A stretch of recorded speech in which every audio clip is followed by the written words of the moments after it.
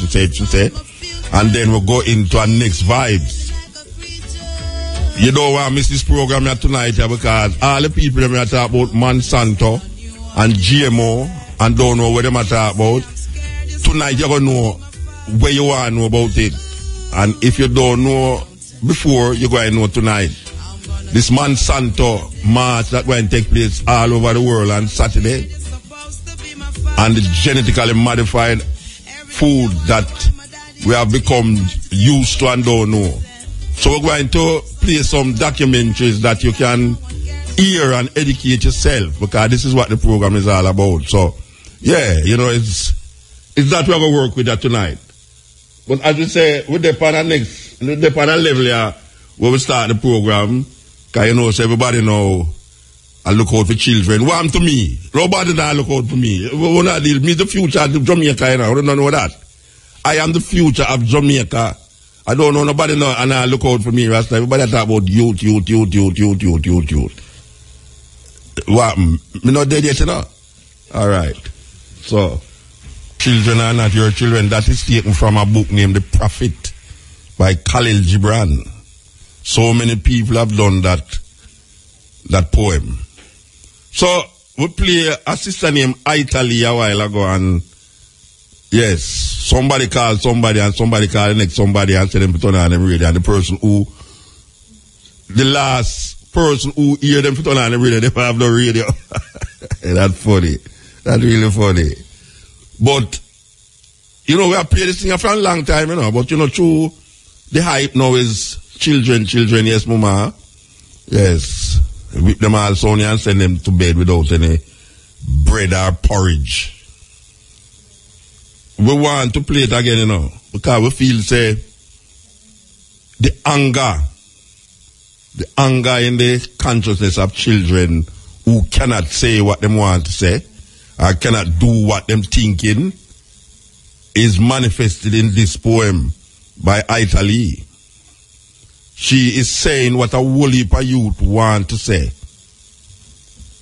In a house where the father or the stepfather physically abuse a young child.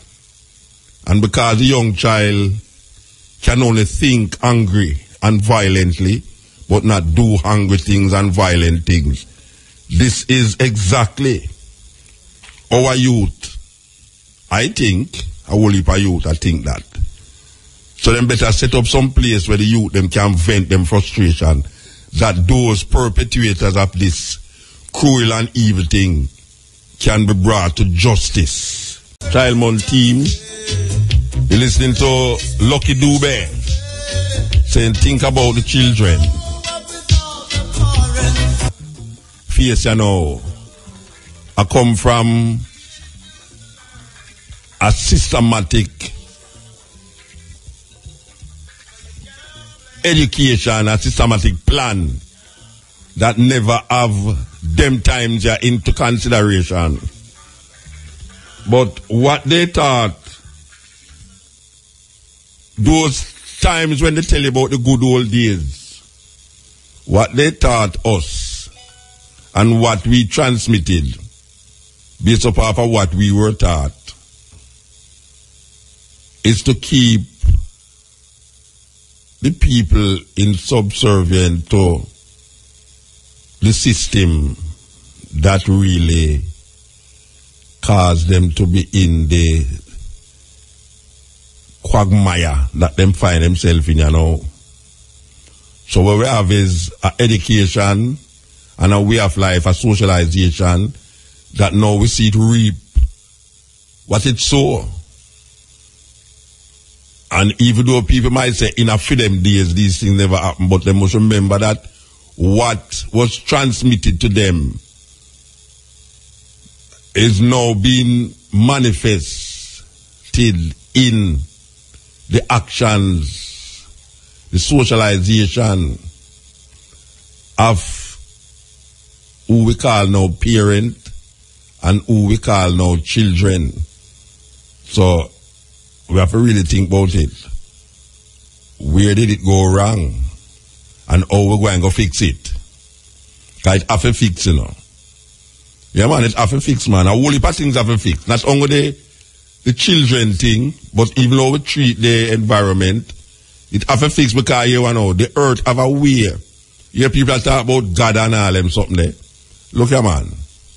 It's not God that do nothing, you know. It's man. Man.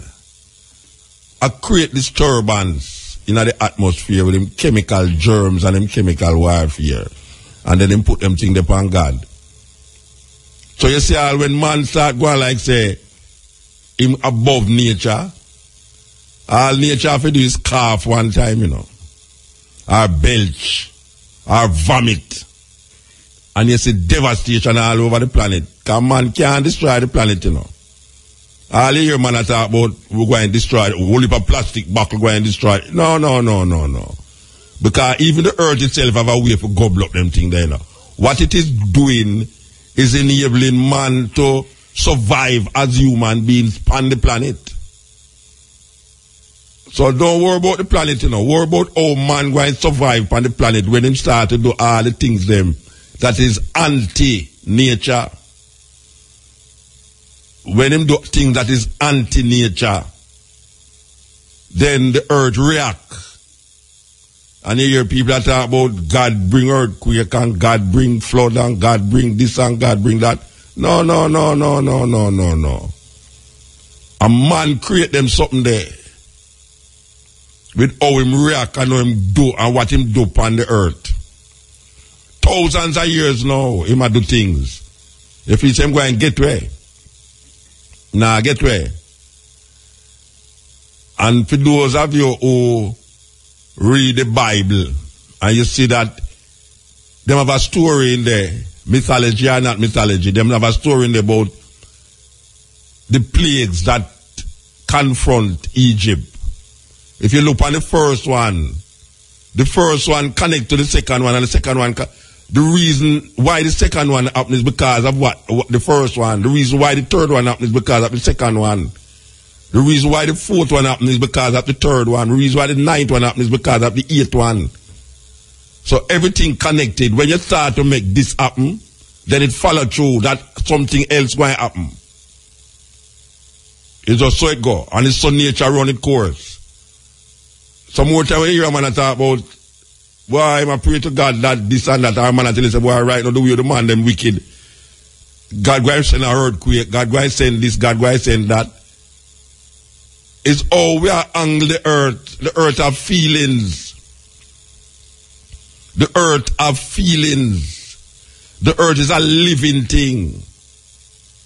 The earth is a living thing. The earth is there before man until there, all when man gone. So no matter what they might tell you about, you know, save the environment. Yes, you better save the environment for man to live comfortable on the planet. Because if you don't live comfortable on the planet and do things to upset the equilibrium of the life or the organisms that is on the earth, it's going to cough just like any human being and vomit and sneeze. When the earth sneezes, you know, trees and everything pop down, you know. You man talk about all flood. Sometimes the earth feels such pain, man, that it start to cry. And they cry, the tears where the earth are cry, man. Wash with little mere human beings. Just the tears of the earth wash with the human beings. And more time, the more rain is the more man realize say all the rain when it flood out that him a cause it. Yeah man, when them chop down all the tree them when them not for chop down. Sometimes some man see some tree and they might say, boy, right now that tree they not necessary, you know. I could chop it down and put something else there. You think I saw it go all the while. Like when you see them all gone in the cockpit country they know, and a bulldozer and a bulldozer and tell lie about the part where them are bulldozers and have nothing to do with the cockpit country. Don't trust them. Don't trust them, you know. Because if you start bulldoze, where my bulldoze road go up there for? They no must plant, dig, them go dig out something. You see all that? Them go reap where them sow, you know. And enough things we're going to see how it will manifest itself. Believe you me, we're going to see it manifest itself. Anyway, we're going to talk to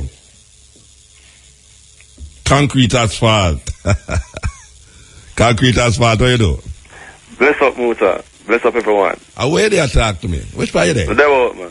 You know they are Yeti. You sure I know Yeti there? No, straight here. Okay. Straight in Ocherius. I know Philadelphia neither. No, Ocherius.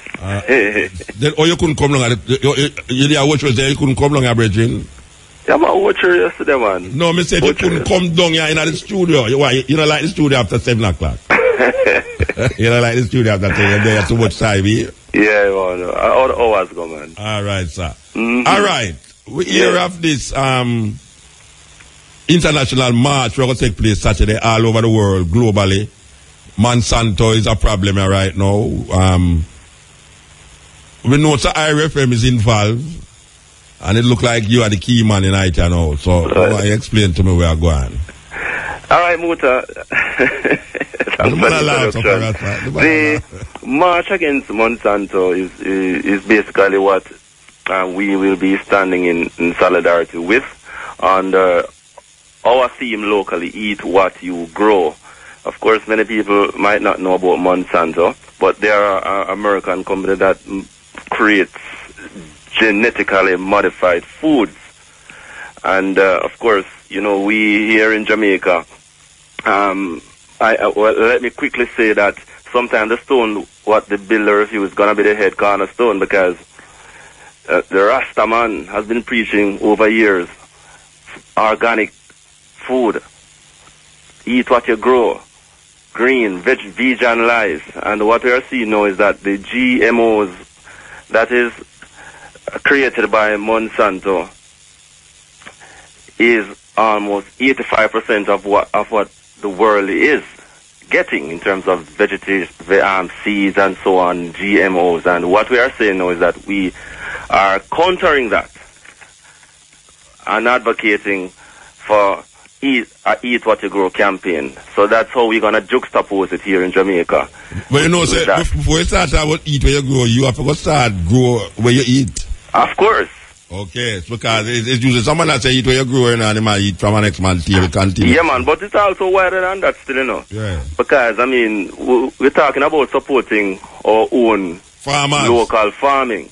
Organic farmers. Organic farming. And the United Nations even admitted and documented that small-scale organic farming is the way to feed the world. But you know, the United States don't subsidize organic farming. Them subsidize all other farmers except organic farming. For some reason or another, it kind of complicated in America. So that is yes, and then it trickled down here, and it trickled down to other places as well. And we're seeing it now where even our balance of trade, our trade deficit, one of the ways of bringing down our trade deficit is to eat or grow and plant and eat and feed the nation. So that when that percentage come down, some of the money that is used for the importation of what we eat and stuff.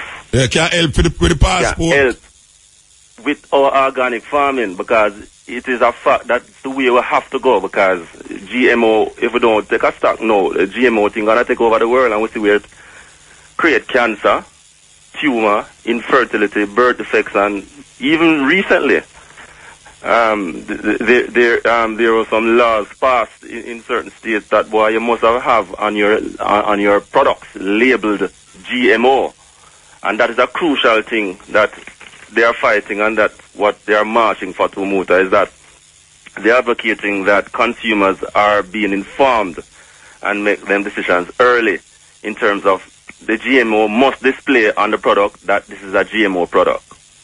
You understand? And those are just some of the things that we are advocating for.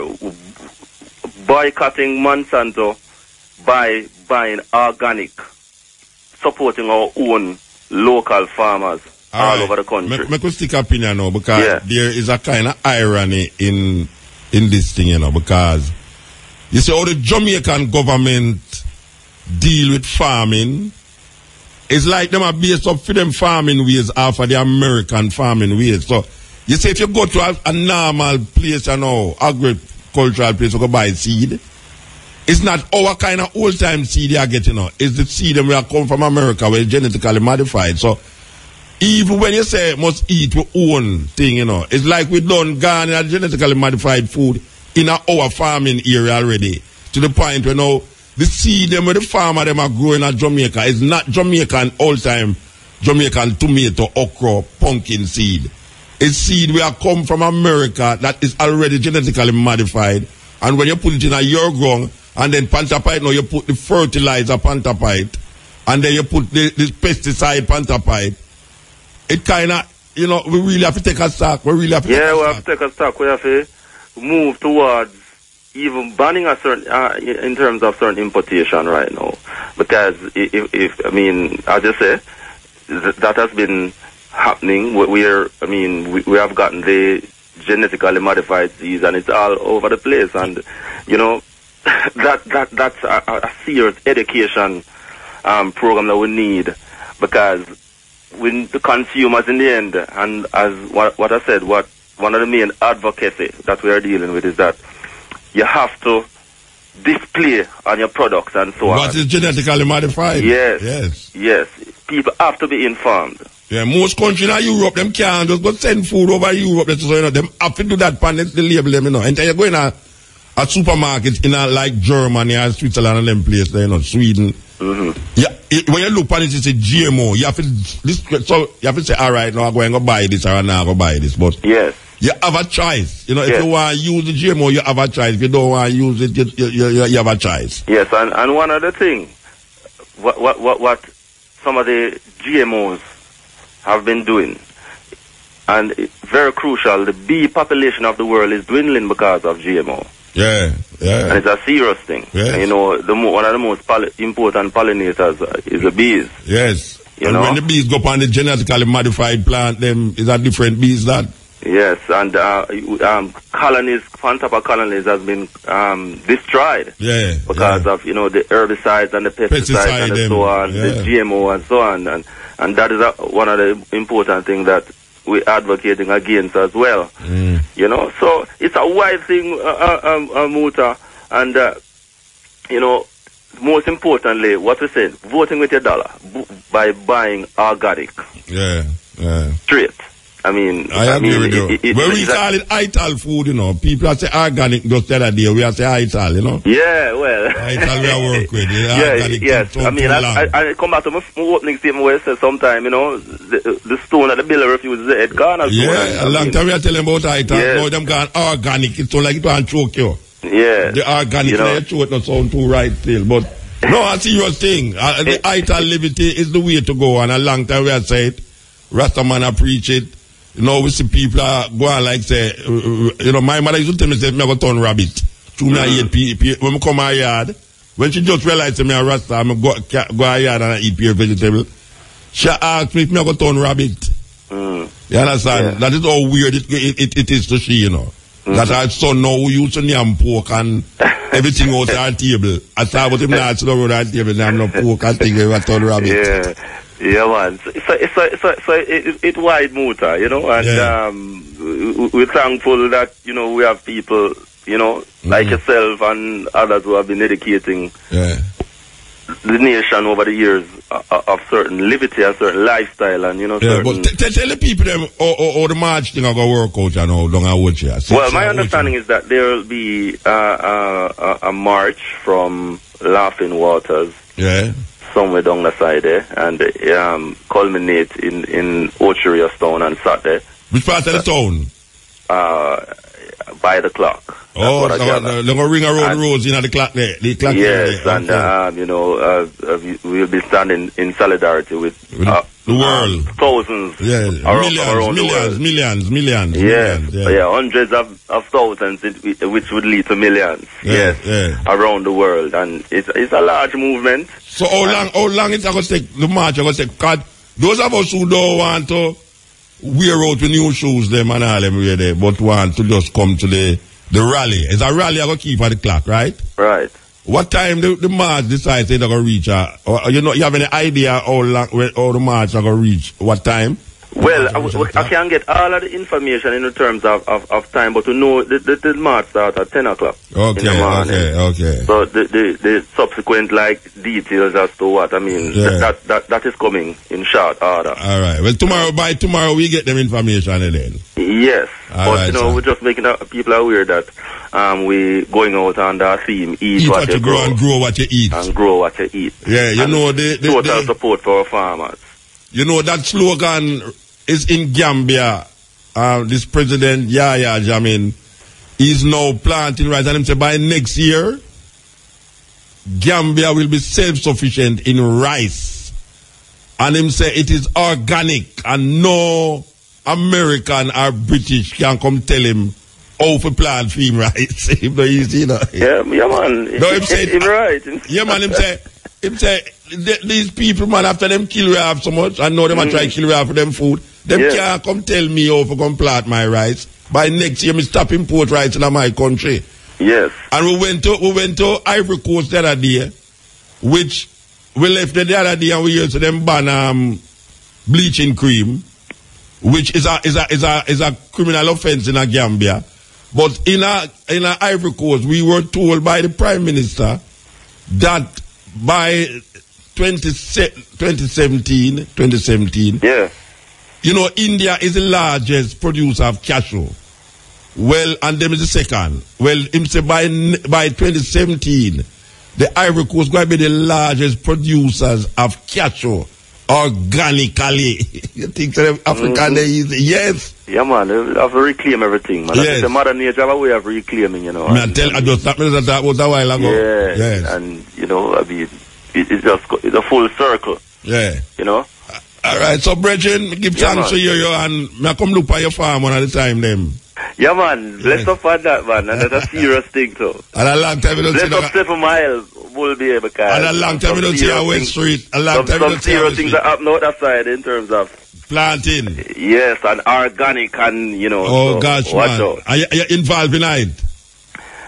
Mota, you don't know, sir. No, you're always involved in enough things. No, me love you still for that, you know. Me love you that because it's a long time you're coming on. A long time we are tried, man. Yes.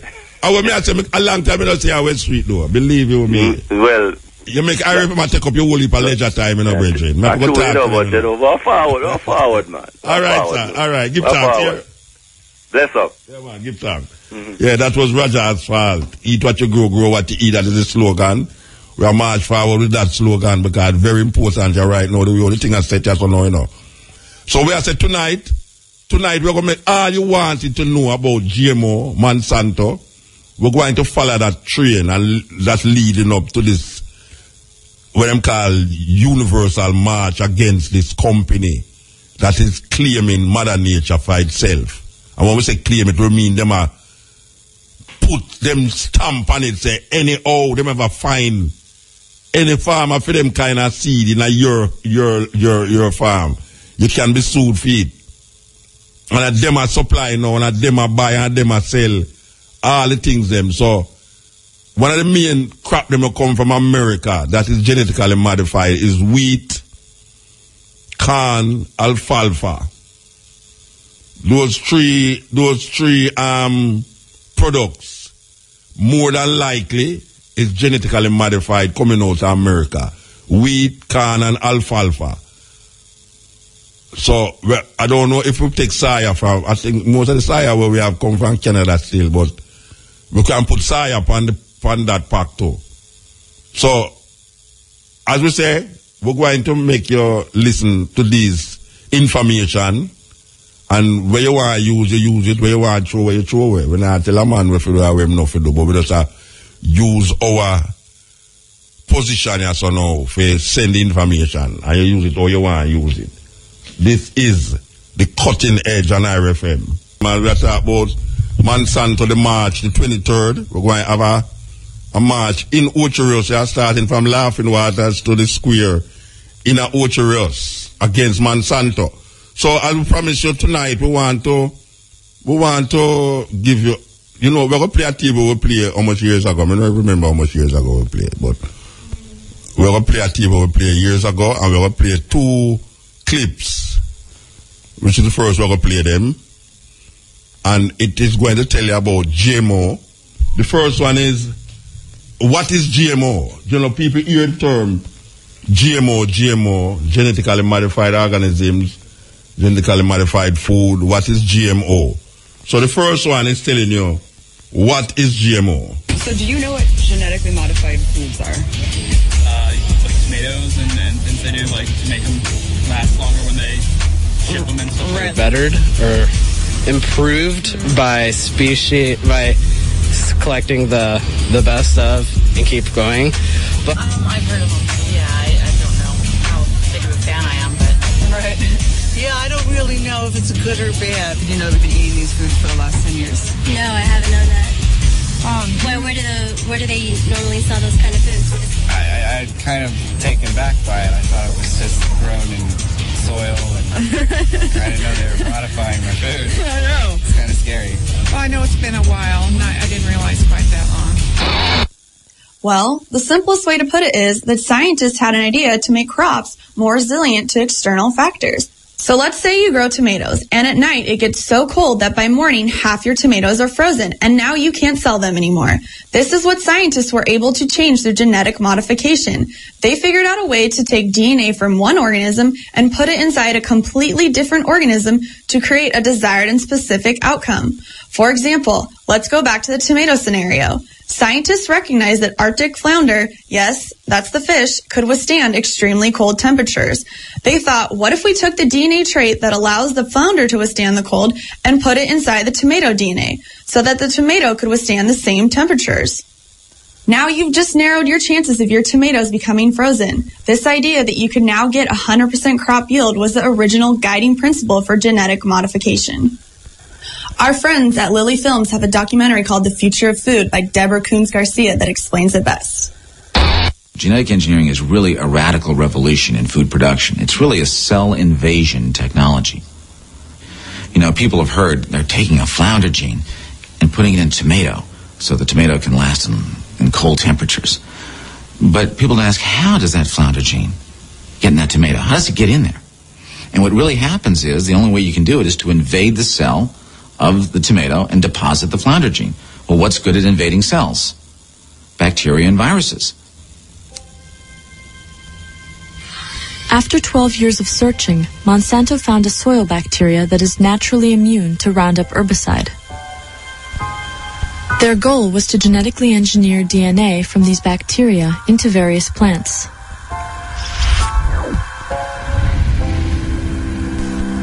They cut out a sequence of DNA that is resistant to Roundup.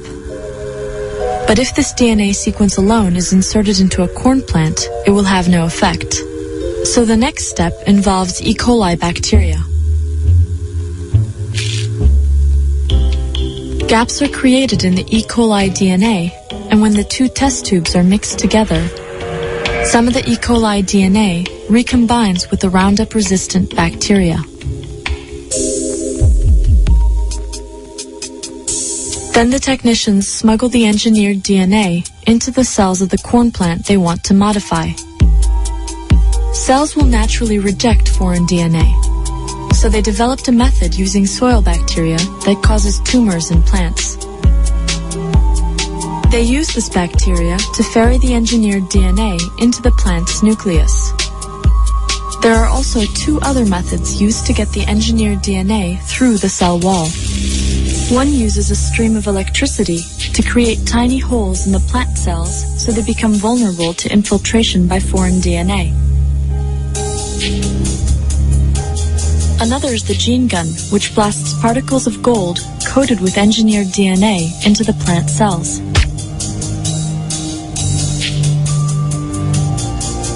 Each of these three methods needs a promoter gene that turns on the desired characteristics. The promoter gene is often extracted from the cauliflower mosaic virus. This capacity of bacteria and viruses to invade mammals in different ways is what really has a lot of people edgy about biotechnology, because that's really what the tools are all about. in order to move genetic material from one organism to another that don't normally cross, you've got to sort of behave like bacteria and viruses and invade into the cells and become established, just like a virus must become established. American Heritage Medical Dictionary defines genetically modified organisms as an organism whose genetic characteristics have been altered by the insertion of a modified gene or a gene from another organism using the techniques of genetic engineering. The hope was that this biotechnology would end world hunger by creating higher crop yields. Ironically, we have found studies that indicate just the opposite. Reports have shown that genetically modified crops actually produce fewer yields. In fact, in some countries where starvation rates are very high, there have been many cases of citizens burning genetically modified crops in protest. Like the Future of Food said, Monsanto, the largest biotech company in the world, was able to make seeds that resisted their own Roundup herbicide. This allows farmers to spray as much herbicide as they want without worrying about their crops dying. But it doesn't stop there. Scientists can now make seeds that produce their own pesticide. This is like you and me walking around with mosquito repellent coming out of our pores.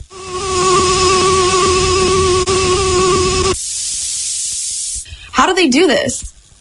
Scientists found a bacteria in the soil that is lethal to many species of insects called Bacillus thuringiensis, or BT for short, and they genetically engineered it into the crops. So what could the effects be when the bacteria that only used to live in our soil is now being distributed into the air through our crops? In the Philippines, the people living next to the genetically engineered cornfield developed recurring skin, respiratory, and intestinal problems. Blood tests were done on 39 of the Filipinos, and it was revealed that their immune system was affected by the BT toxin that the corn had released. And there's still more. Instead of just making drugs in labs, scientists have been growing crops that produce their pharmaceutical drugs, like research chemicals, blood proteins, antibodies, and vaccines, just to name a few. According to the Society of Diabetic Rights, thousands of diabetics have experienced bad reactions, and many have died as a result of this genetically engineered insulin called synthetic or human insulin. The Union of Concerned Scientists have been urging the United States Department of Agriculture to put a ban on pharma crops due to the potential that they could contaminate all of our food supply. REFM, thought-provoking, always smoking. Lyrics like a bazooka.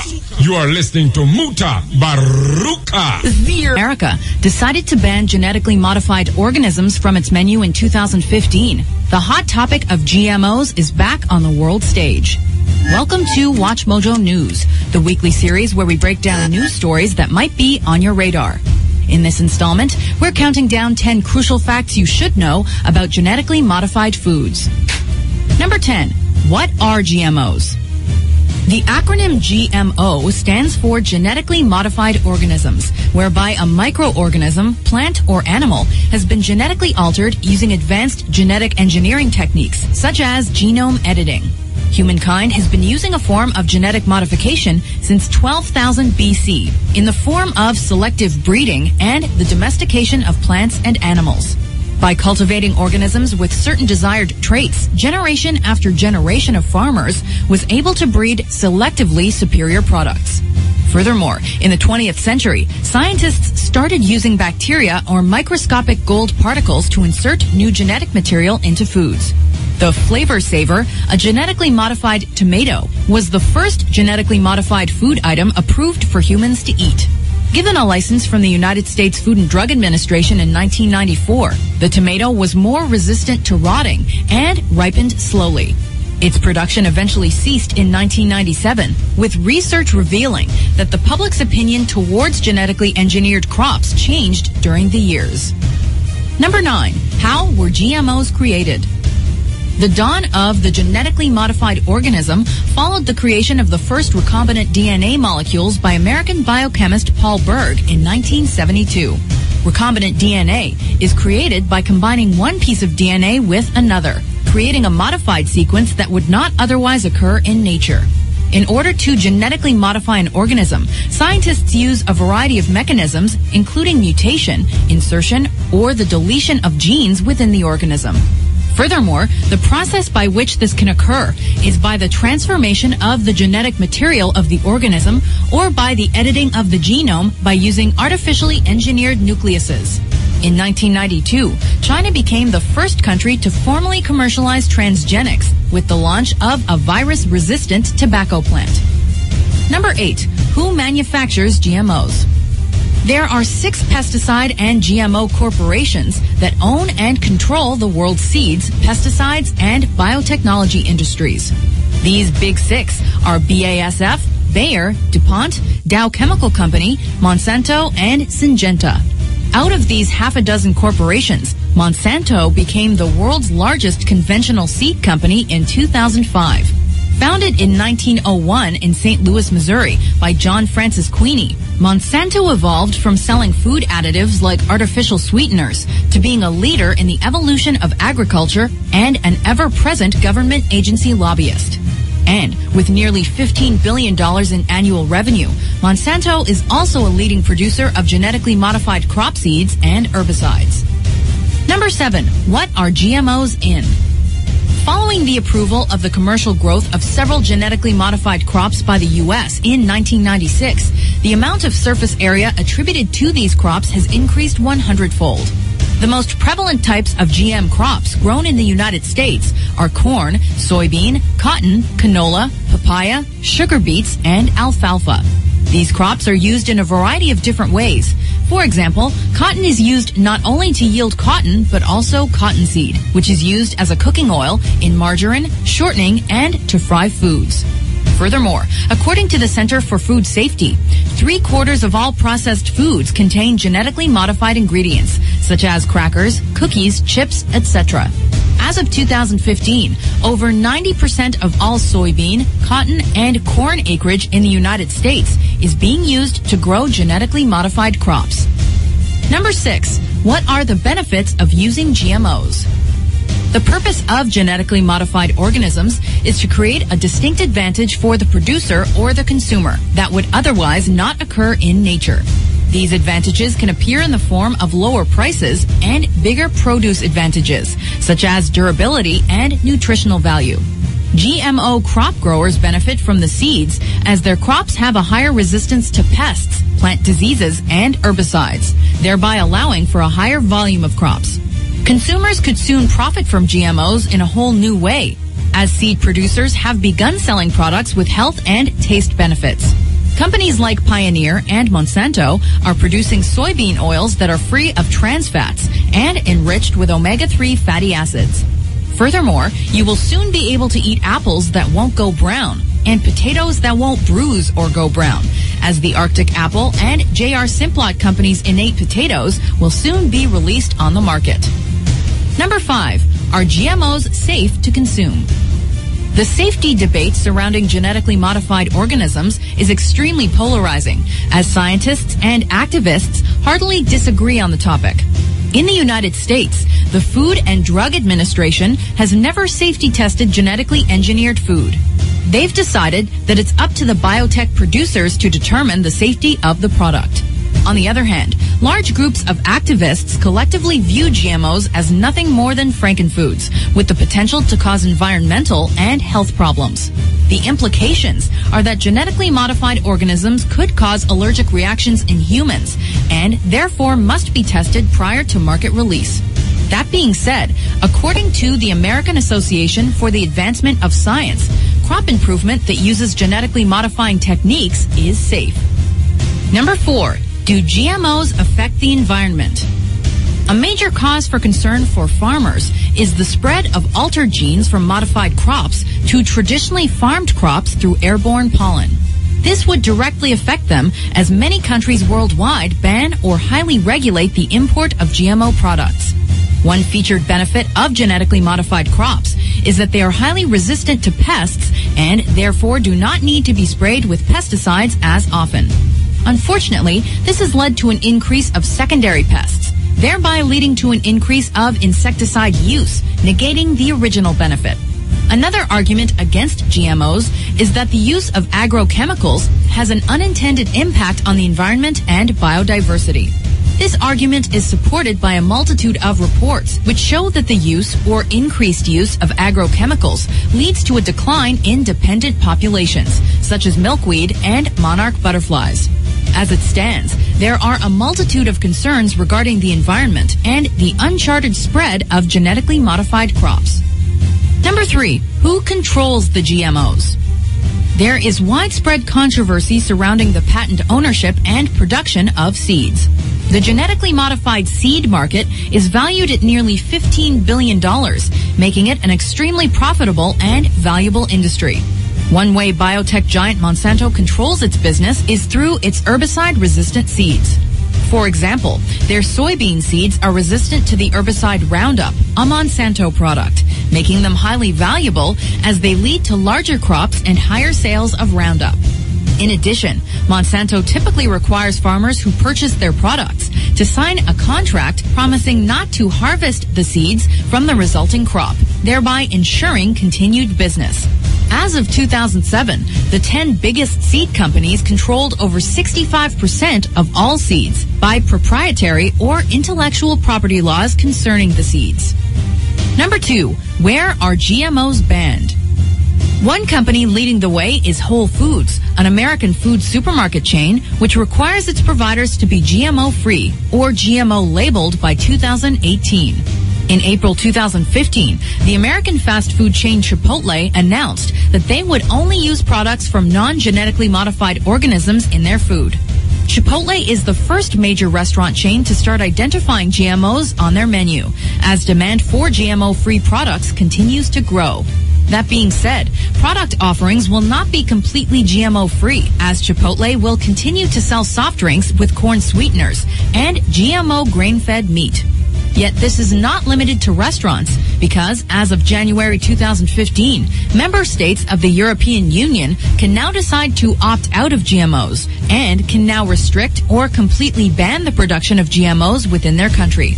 This is in addition to the many countries worldwide which have an import or production ban on GMOs, such as Norway, Brazil, and Saudi Arabia. Number 1, should GMOs be labeled? The European Union is among the toughest regions, as it not only requires the labeling of GMOs, but also the traceability of every step of the production and supply chain. This is in sharp contrast to the United States, which, as of November 2014, had only 3 states pass a law requiring food be labeled GMO, though only Vermont's labeling law has actually been slated to go into effect at a concrete date in 2016. According to DuPont spokesperson Jane Sluzark, the American chemical giant believes that labeling would not only be costly, but also confusing to the consumer. Chemical, agricultural, and large food companies have spent over $100 million on anti-GMO labeling campaigns in a handful of American states where there were ballot initiatives on GMO labeling. As of 2013, 64 nations had enacted mandatory labeling laws on genetically modified food. Yet, as of May 2015, the United States and Canada have no such laws. Finally, as world hunger increases, only time will tell what the effect GMOs have on humans and the environment. Did these facts surprise you? To vote for which news story is covered next, head over to watchmojo.com/suggest and be sure to hit that subscribe button. Thought-provoking, always smoking, lyrics like a bazooka. You are listening to Muta Baruka. On genetically modified organisms with upon all sorts of things. But when we are youth, a long time we had to do this splicing of genes still, because we live in a yard where have Julia and Eastie and mango on one tree. Yeah, and people used to do that, Them used to splice the tree and put the part of the tree on it, like when you do croton. People have croton, them splice piece of the croton and put on another piece on it. And you have another kind of croton on the said croton. But really and truly, how them do it just now, like they will put the organism of an animal in a fruit, Yeah, man, all beef potato and pig potato and all them. Sometimes, them people experiment on some things where you like, see, I'll go to a fast food restaurant, you eat all the potato and all beef in the potato, you don't even know. Because them a splice genes and I take out genes and I put genes like, I remember 1 year with the California on a tour, and I think it was the same year when, I wish them, remember a man that scored a goal for them own team and them shot him. A Colombia, I think a Colombia, one of them team. The man scored a goal for them, man, them come and shot the man, you know. Well, that same year they were on a tour, you know.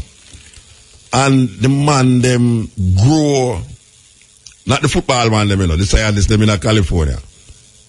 Them grow a human ears from a rat. I don't know what is the purpose of that, you know. Because some real Frankenstein people, them do that, you know. Dr. Frankenstein. Why would a man want to grow a human ear from a rat? But putting that aside, you know, there is so much things that them do now that it make horror movie look like love story, you know. The way the man them run the thing as you know, I do some experiment and know that. Sometimes you hear some man do some things that you wonder how the man do, you know. Sometimes I chip in at them, you know. Because them put chip in at people right now, you know, in that angle. Dog, them put chip in a or car. Because you know, so you have sometimes, well, for those of you who don't know, you know, in America right now, you know, them have certain car rental place. Where if you rent a car for 4 days, alright, make it say you rent a car for 1 day. And you go there and you rent the car 7 o'clock in the morning. You're supposed to bring it back 7 o'clock the next morning. You see, if 7 o'clock the next morning come and you don't care about the car, anywhere the car there, it locked down. It just locked down anywhere the car there. You can't move the car there at all. Because them put something in the car where lock down the car at a certain time. It's like a computer chip. Well, lock down the car. Well, it seems, you know, them have chip where you can put in your car and you can track your car, you know. Soon man can't thief car again and not get caught, you know. Because them put chip. No, I think them have it in Jamaica too, you know. Where you can put a certain security chip in your car. And if your car is stolen, them can track your car and find out where your car there. And it's like your dog too. If you really love your dog, you put a chip in your dog. And somebody thief your dog or your dog astray, them can track the dog. And now people do that with human beings. So a whole heap of youth we are born now. When I talk about Jamaica, you know, we are talking about in a certain place in the world. Them implant chip in the youth them. From them born. I know it might sound weird, I know, but it's so we that talk some things weird 20 years ago and people say, well, Muta say, a fool is this matter about. But may I tell you this now, say, you have children we are born right now with chip in them. Chip. That means that when them grow up a certain age, their activities can be monitored and them can also use the chip almost like a drone, or them use drone strike on people. Them set up the youth them, and this is what the scientists them are doing now, because them have them place where them control this and monitor. It's like a remote control. Them a remote control human being, you know. And a joke business me I talk about, you know. Them a remote control human beings.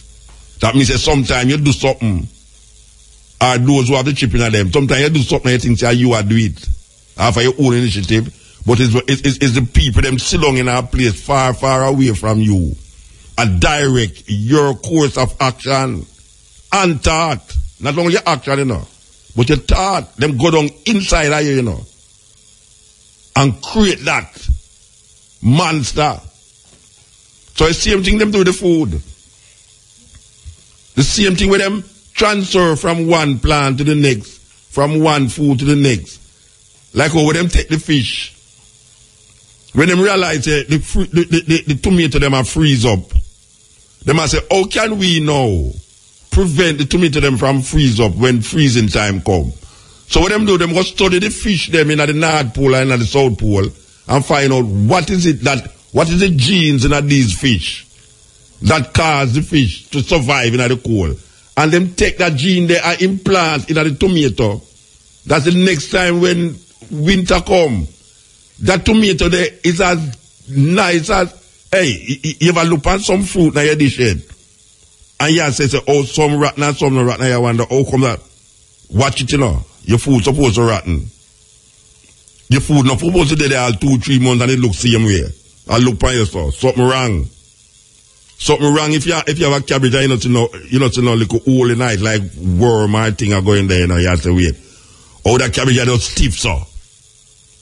Yeah, man, you have some cabbage with stiff, you can hardly strip it down.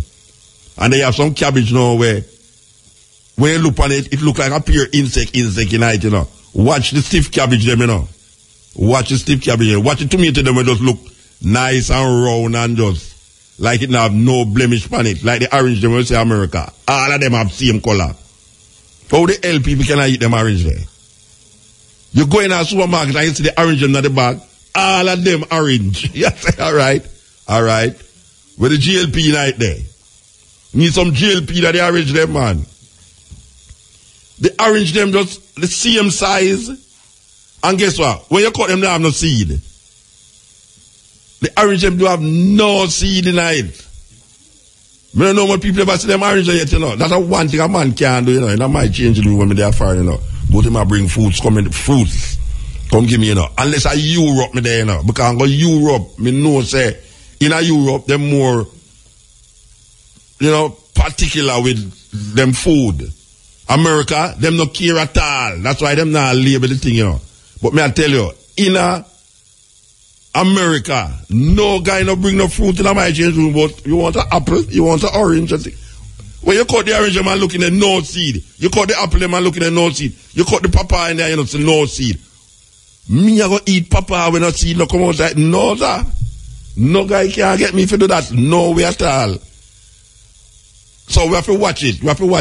And we can avoid all of it.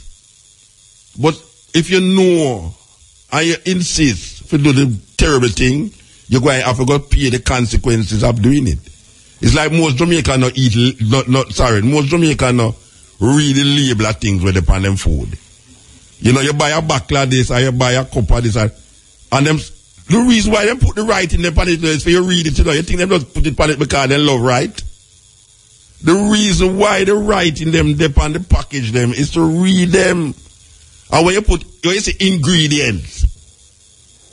You see if you are looking at the ingredient you can't spell it. Or not spell it, can't call it. I bet nobody drink or eat that, Because food is simple, Food simple. Food not coming at some complication. When you say all X, you have to say Z and all them up there. You can't. It's like how you spell pneumonia, and it not start with NEW, it start with P. You come at this. What me I say is that we have to really take a stock in at this time, because right now, me see young people have sickness where old people supposed to have. Young people have diabetes, have be obese. Watch a man. When me a little youth, old people like me have them sickness there, How the hell now? It kind of hard rendering to say a grandfather buried them grandpicnic. It's supposed to be the grandpicnic buried the grandfather. And I will leave that way still now. So if the gunman no catch you, trust me, at least the gunman stay out of your yard and shoot you. But when you go in your kitchen and shoot yourself, it's a different thing. This is the cutting edge. The time is 12 o'clock. Stop talking about it. Arnold Schwarzenegger come home one night and him hear some big, heavy breathing in that room. Heavy breathing in that room, And him climb round the back of the row house. And when him look through the window, his wife have sex with him. Hear them behind me, with who? Hear them with who, Hear them behind me, with who? The two of them sound like a chorus, that's what Neil and Malik said, with who? The man look through him window and see him have sex with his wife. Guess this what? It's a clone. Them clone him. And a whole heap of thing, a whole heap of that are going on right now. So believe you me, sometime in the future, you go and hear say you murder a man and it's not you did murder the man and you can't prove say it's not you. You think I joke me, I make just like how them clone the pig them and clone the cow them and clone the goat them. Them go and clone people. So when you think, when you hear say you're going a foreign, you say, him going a which foreign? Them know you see me walk down the road a while ago. And it's really you are walking down the road, but it's a clone. You think to them easy? science, them call it. And then the science from St. Thomas neither. Different kind of science. So we're going now. Monsanto again.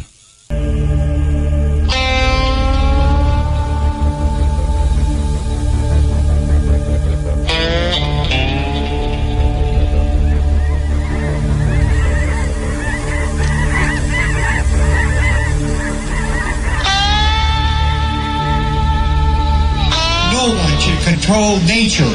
No one should control life. No one should have that right to put patents on nature and life.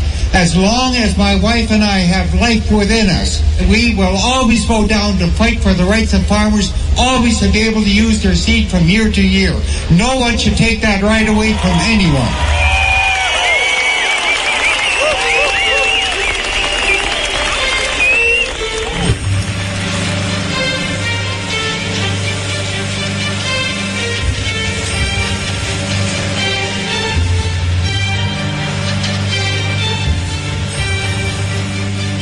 This is what the judge ruled. Number one, if you are contaminated against your wishes by Monsanto's GMOs, you no longer own your seeds or plants. They become the ownership of a corporation, in this case Monsanto.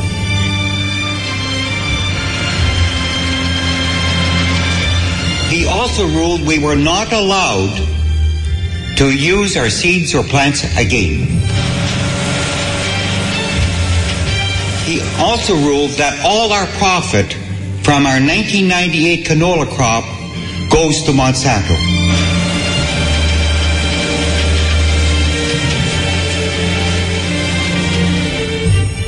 In 1997, as a result of a simple discovery, life changed dramatically for the 70-year-old farmer.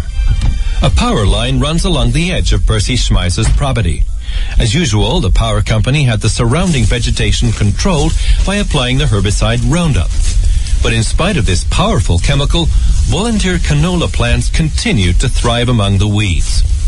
This canola was sprayed with 4 times the normal rate that you would spray Roundup, and yet it has not died. So it's a very powerful resistant canola to Roundup. So it's definitely Monsanto's seed that is here. We've created a real big Frankenstein.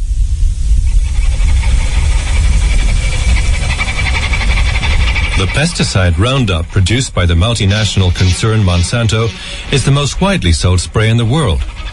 Monsanto made its canola resistant to Roundup. This means Roundup kills every plant without exception. Only Monsanto's genetically modified canola remains alive. It was introduced without really much testing being done, and I think even at that time when it was introduced in the middle of the 90s, that even the governments were taken in by what these corporations told what it would do, like increased yields and less chemicals and more nutritious. And I think the governments even believed the corporations. In 1996, the chemical giant Monsanto introduced its brand of canola into Canada, a brand resistant to the pesticide Roundup. In Schmeiser's region, 3 farmers agreed to plant Monsanto's new GMO canola.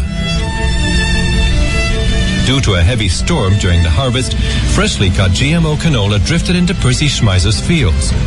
His work of 50 years of breeding was destroyed because his harvest was contaminated by Monsanto's seed. It came like a time bomb, like a shock to me that my seed was ruined through cross-pollination or direct seed drift by a substance, by a seed I didn't want in my land. And so it was very disgusting and hard to take that I had lost something that I worked 50 years on.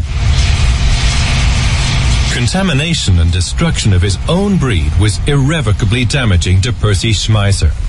But on top of that, Monsanto turned him, the victim, into a culprit. August 1998, Schmeiser was sued by Monsanto for having illegally planted the corporation's patented GMO canola.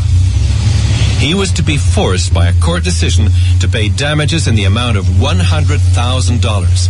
And all this for a canola seed he did not want in the first place. Under the patent law, it says to violate a patent, you have to use the patent. In my case, I never used Monsanto's patent. I never sprayed their chemical Roundup on my fields, so I never used their patent. But Percy Schmeiser would not let himself be intimidated. He filed a countersuit against the chemical corporation on grounds of environmental pollution, seed destruction, and slander. From that time on, Monsanto had the small wheat farmers spied on and pursued like a criminal. In summer 1999, the situation became even more menacing. For days, detectives with cars were in front of Schmeiser's driveway, following him onto the fields and observing his every footstep. In the fall of 1999, it did get quite serious. Although I hate to say it, we did start carrying a rifle both in our tractors and in our combines. We were that concerned at that time. Not only that, but we would take different roads out to our farm, not to use the same road. It was also a concern for my wife because she many times would bring out the meals to the farm, and I was always concerned that something could happen to her. So it was very stressful to go through this period of time. Okay, Miles, we get Mark to give you a hand. Yeah, I can give you a hand, huh? We found out afterwards by taking license numbers that they were people hired by Monsanto and also Monsanto representatives themselves. They didn't even stop by the field. They would even drive into our yard here. And I don't know if it was just a means or a method of intimidation or whatever, but these are things that had happened. It was scary at times. You just never known. And the phone calls, you know, where there'd be somebody on the line saying, you better watch it, they're going to get you. So it was pretty scary, and I was very concerned when I was gone that something would happen to them. And when they would watch us, especially in our own house here, they watched days on end every move we made. For our house and for our office would be used for the land. I felt like I was a prisoner in my own home. They did everything to bring us down financially and mentally. And that's what they're doing, is to mentally and financially break people. They are totally ruthless. They have no ethics. They have no morals. It's the bottom line.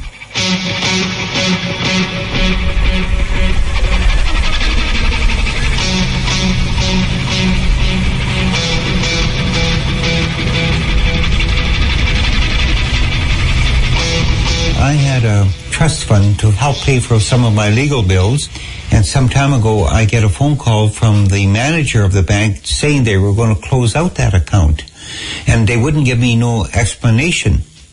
So I went to see the bank manager, which was a lady, and I asked her, why do you want to close out this account? You have to give me a reason, even under the Bank Act. You can't just close somebody's account out. And she wouldn't tell me what the reason was. And finally I said to her, is it because of Monsanto? And she said, yes. And I said, why? And she said, Monsanto went to the head office and said to the head office at the Canadian Imperial Bank of Commerce, if you don't cancel Percy Schmeiser's legal trust fund out, we will cancel all of our accounts with the Canadian Imperial Bank of Commerce across Canada. In 2001, Schmeiser was ordered in his Monsanto trial to pay about $400,000 in damages and costs. The court had taken for granted that Schmeiser's canola fields contained 95 to 98% of Monsanto's GMO canola. The judgment is a scandal. Of 28 test results, only 4 back such a figure. The rest varies between 69 and 0%, with contradictions and different evaluations. Most samples were procured behind Schmeiser's back. Not one of them was taken in his presence.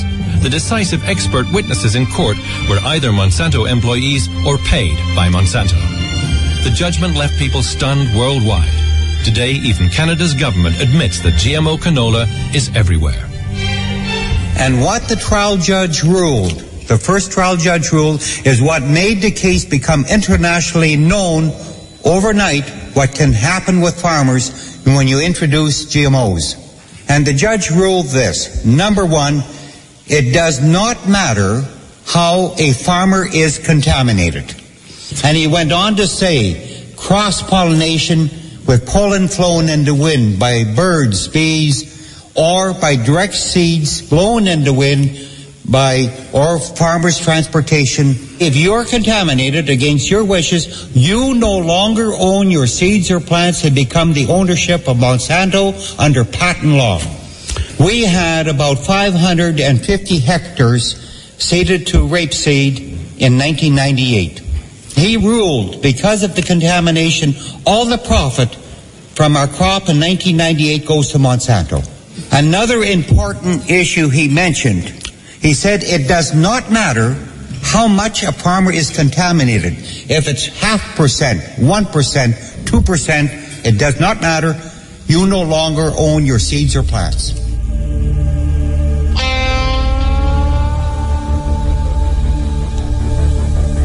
After this decision, Percy Schmeiser and his wife were very demoralized, just like many farmers who had been following the case.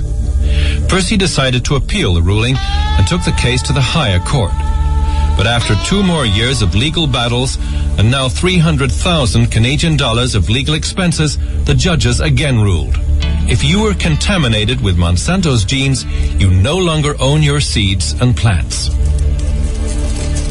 My wife is a very strong person. She has a very deep faith. And many times she has said to me, she believes that she prayed more at night than what she slept. And many times I would wake up at night and think, my God, what am I doing to my wife and my family?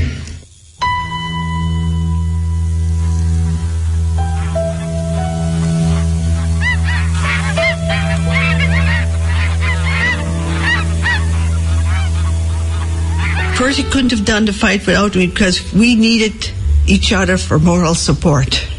There was times he was down and very depressed, and then I had to cheer him up. One time we decided, let's go fishing. And there was times I was down and depressed. Many times. I think I was many times more than Percy. And he always would say, we're going to live through this, and we're going to be life after Monsanto. So that's what he always told me to cheer me up.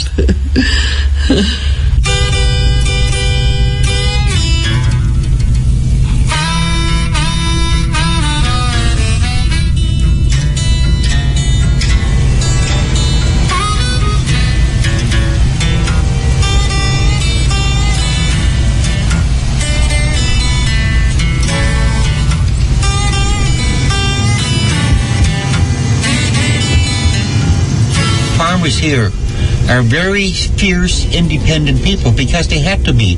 They left their homeland 100 or 75 years ago to come to a new country. They had to work together. My grandparents and my parents had to work together with our neighbors to build our country, our roads, open up our land, and the schools, hospitals. And they're not going to stand for a multinational come in and try and take those rights away. And if the government will not help us or protect us, the farmers themselves will protect themselves and say to a company, enough is enough, we will not take any more from you.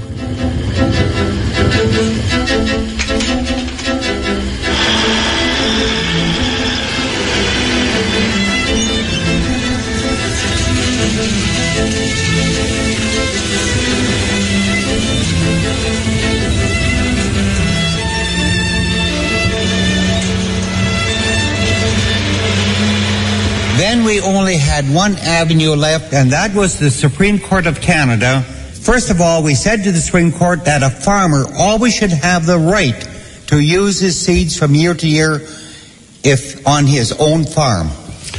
And the most important issue to my wife and myself by that time was that no one, no corporation, no individual should ever have the right to put a patent on higher life forms like a seed or plant. When I use the term higher life form, I mean any life form, whether it's a bird, bee, animal, fish, or even a human being.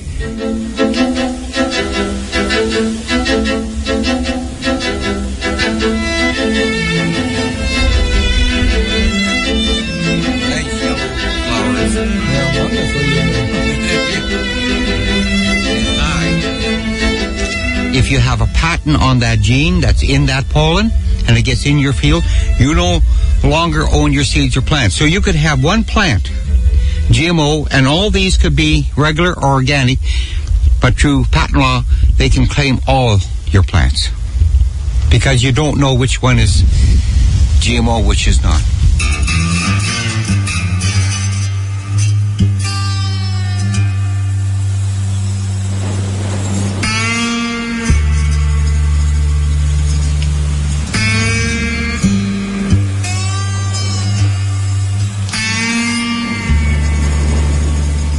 In 1996, when it was introduced, farmers were told three main things. It will always be a bigger yielder, it would be more nutritious, and less chemicals. And within 3 and 4 years, we found out that the total opposite happened. We're now using more chemicals than ever before, and more powerful and more toxic chemicals because it has become a superweed. The other issue is that the quality is much poorer. So now we have, and then also poor yields. And to give you an example of that, even the United States Department of Agriculture, just a short time ago, indicated that the yield on soybeans was down about 15%. Life's frustrations can be overwhelming. Monsanto's technology contract virtually turns the farmer into an accomplice of the agrochemical industry. He has to buy new seed every year with the technology surcharge, and only then is he allowed to cultivate the seed. The natural right of every farmer to replant his harvest seeds is waived by contract. I have a contract here from Monsanto, and I'll just give you some of the clauses in that contract. A farmer must always buy his seeds from Monsanto. He must only buy the chemicals from Monsanto. He can never use his seeds. He must pay Monsanto about $40 a license fee on each hectare he owns each year. He must permit Monsanto's police force to come on his land for 3 years after the contract, even though he may only grow GMOs 1 year. And Monsanto's police can go in your granaries, they can go in your fields, they can get your tax records, your farming records, with or without your permission. And if a farmer commits some violation of the contract, Monsanto can take all his profit, or Monsanto can make him destroy his crop, and a farmer is not allowed to say anything to anybody about it. Now, the multinationals with these contracts are exercising more power than any government would ever dare to do. Monsanto, in their 2003 contracts, have another clause added which states that a farmer can no longer sue Monsanto or take Monsanto to court or lay a lawsuit against Monsanto, no matter for what reason it could be, whether it's poor seed or poor crops. They no longer can sue Monsanto. Monsanto takes their rights away of a farmer even taking Monsanto to court. So all their freedom of speech, expression is taken away. Total domination and control by a multinational over a farmer. It's like stamping a farmer into the ground. He has no longer any rights left. And that's basically what the judge ruled in my case against Monsanto's case against me, that Monsanto's patent law is over and above farmers' rights. And we hope that the Supreme Court will change that and give the rights back to the farmers where they belong, not to multinational corporations.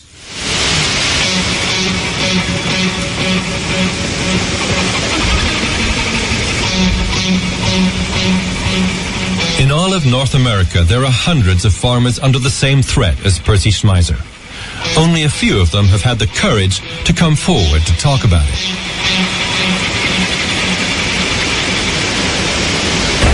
David Runyon from Indiana is one of a few that is standing up to Monsanto. But even he took half a year before going public with his story. Monsanto's investigators arrived on my farm. It was probably 7:30 at night, p.m. They did not identify themselves. I really did not know who they were until about 3 days later. I was informed from a local feed mill where I have my seed cleaned every year, have for 20 years. And they informed me that that's who they were, that they were investigators for Monsanto and investigating me for patent infringement. All they really wanted to know, the investigators, was what kind of soybeans do I grow, what kind of wheat do I grow, what kind of corn do I grow, and the herbicides I use, and also whom do I sell my products to. They wanted name and phone numbers. And at that point, I refused to cooperate, and I ended the conversation. So anyone they investigate, they will definitely will have someplace a positive identification for genetic material.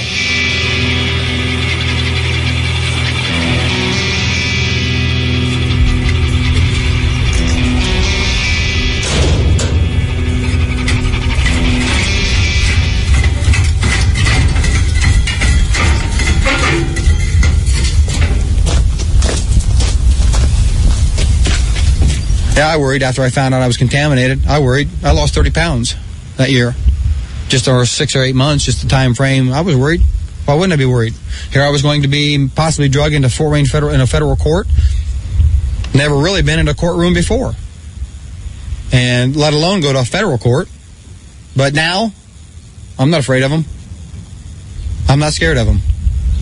Because I know who I'm fighting, and I know their tactics.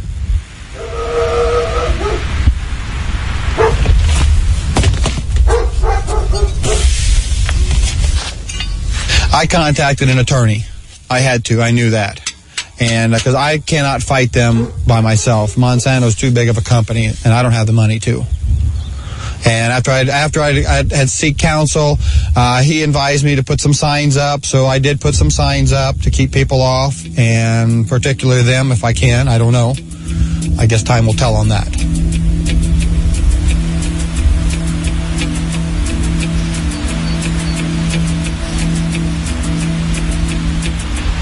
Well, most of the farmers that have relations with Monsanto, yes, they are afraid of them, and a lot of them have either settled and signed gag orders, so they cannot speak about anything.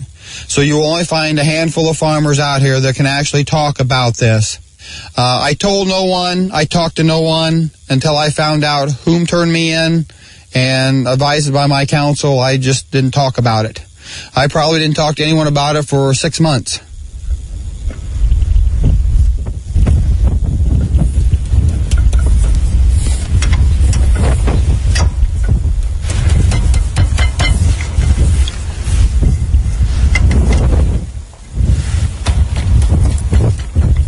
There.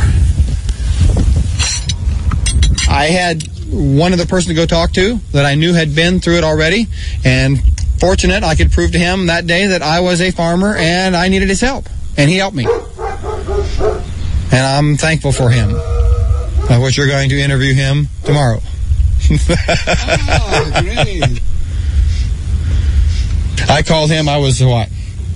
120 miles away when I called him the day. A guy gave me his phone number over the desk. Said, here, you call this phone number and talk to him. He gave me his phone number.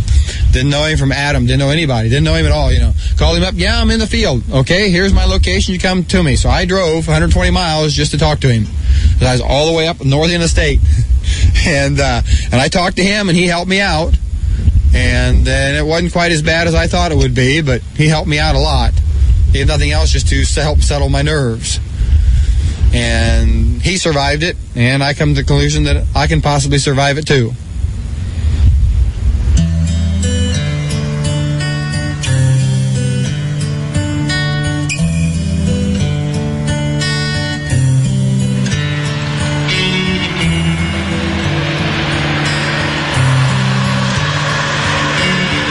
Also from Indiana, Troy Rush was wrongly accused of having reused Monsanto's GMO seed without paying the license fees, much like Percy Schmeiser.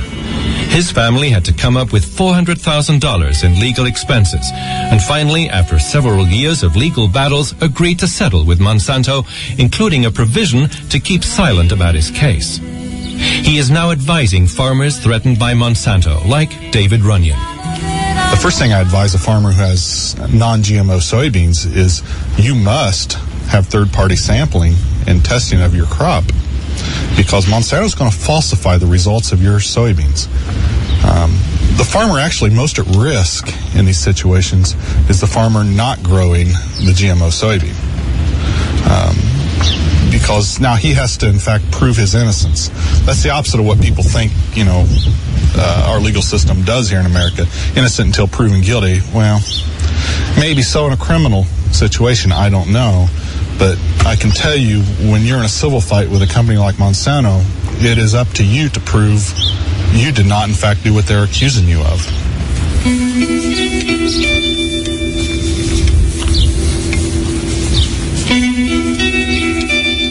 The majority of farmers I speak with, they don't have the financial wherewithal to fight these battles. A lot of them, I can recall one particular farmer I was working with. They had to file bankruptcy, and they couldn't hire an attorney. It's just terrible. It's terrible. And then you've got this multinational corporation spending millions of dollars. They can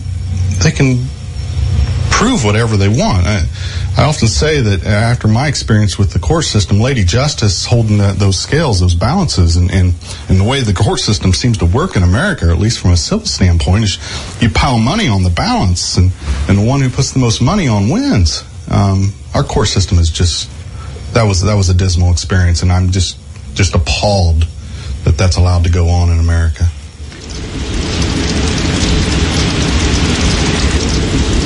A lot of this, Monsanto, they publish a toll-free number and encourage farmers to call and turn their neighbors in. And that's all part of this consolidation. If Monsanto gives a neighbor the ability to contact their legal team, as it were, and turn their legal team loose upon the farmer and cost him hundreds of thousands of dollars in defending himself against baseless claims, and hopefully to remove that farmer, that competitor from the picture. And it's all part of this.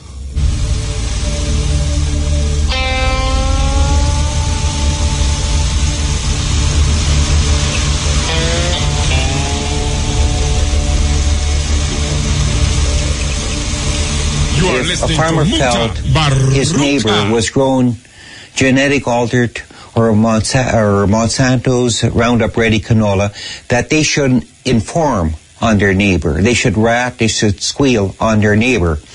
And in return, farmers tell me that if they did that, they would get a leather jacket from Monsanto. If a farmer would squeal or rat on his neighbor, what Monsanto would do is send out one of these or two of these ex-RCMP or detectives or investigators, whatever you want to call them, and they would go to a farm home, and this is what the farmers would tell me. They would come into this farm home and say to the farmer, so we have a tip or a rumor that you've been growing Roundup Ready canola without a license. And if you don't come clean, we'll get you. You won't have a farm left when we're through with you, and we know if you tell us that you're not, you're lying. Against farmers. We never had that before, because everybody was like, I grew up on a farm. Everybody would help one another. If you want your neighbor farmer was sick, the neighbors would all get together and help and put the crop in. And now that's kind of disappearing because you're scared. You don't trust one another no more. The trust is gone. And it'll take a long time before that will be regained.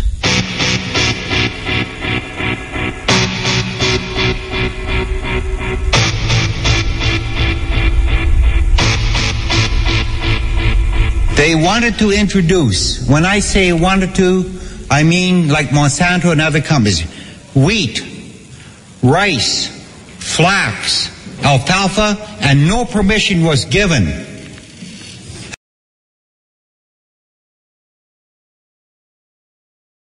GMOs.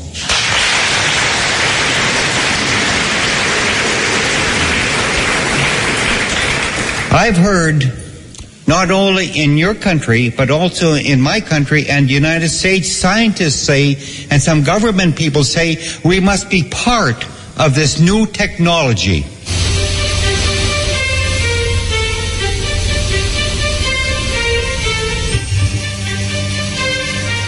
This new technology is crazy science. It's unsafe science, and it's not proven science.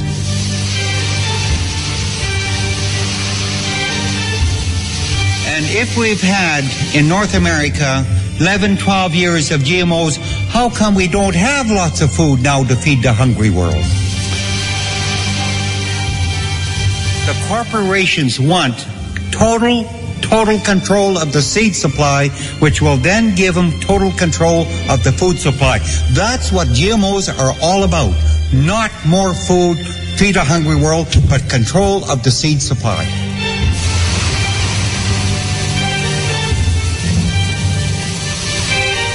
In Japan, I met with a lot of scientists, consumers, and processors and importers. And this document here is a condensed version of all the scientific studies the Japanese have done using Monsanto's data. Is over 50 pages long. It has been all translated into English for me. That is on the food issue, the food part of GMOs. Monsanto always used the term substantially equivalent.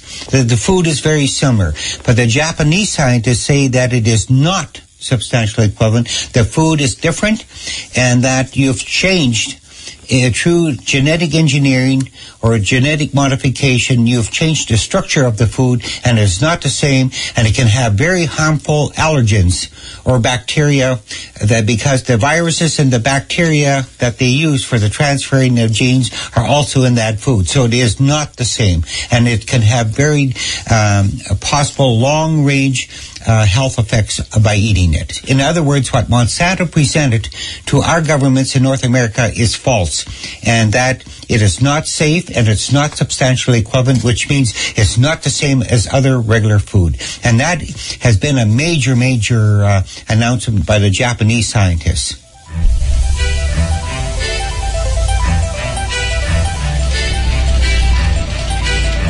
In North America, the chain of transport is completely unprotected and open. No one has ever thought of the idea of transporting and storing genetically modified grain separately.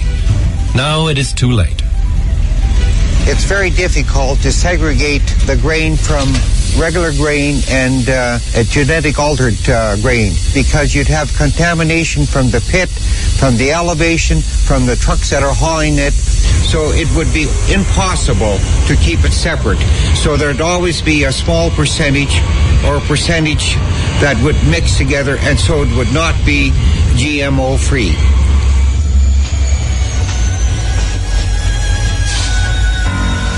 Thus, the borders are open for the export of genetically contaminated grain and also seed into the whole world.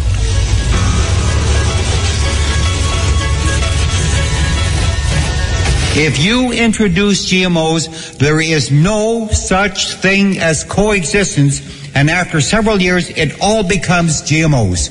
I have also heard in Europe the companies saying that all a farmer has to do is leave a buffer strip, 50 meters, 100 meters. There is no safe distance. It doesn't matter if it's 50 kilometers, it will spread. So if you introduce GMOs, it all becomes GMOs after several years. And to give you an example how bad it is in Canada, we no longer have any pure rapeseed. We no longer have any pure soya. It is now all GMOs in Canada. I have often heard in Europe, and we were also told that in 1996, farmers can have a choice. They can grow GMOs, they can grow organic, or they can grow conventionally. There is no more choice left. It all becomes GMOs, and you no longer can have an organic farmer.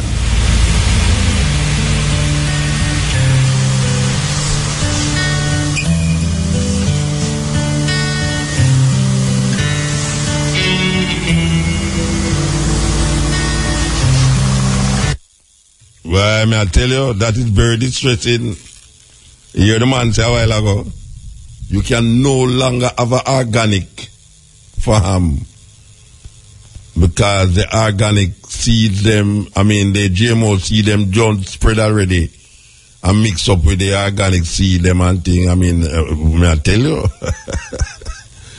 It's I tell you man, the people are no easy. The man say you can no longer have an organic farm. This year, Beer Festival is saying that the man we talked a while ago, he must talk from Canada and America. You understand? So we are going to assume that we still have hope in Jamaica to maintain our. I don't like the word organic, Rasta. I don't like the word organic. I tell me know about, Anyway, we can feel good in ourselves at the time, for a moment, that really and truly we don't really reach a stage where we can say everything get contaminated. You understand? Believe you me.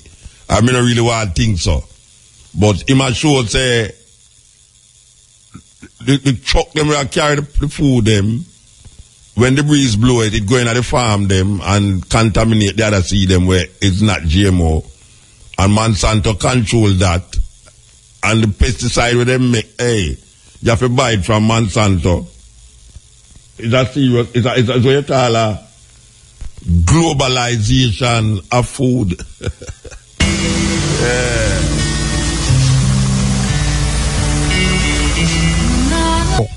Okay, and they basically have control is what they have. First, they go in and they bought our seed stock producer, Holden's Corporation, I believe, out of Iowa.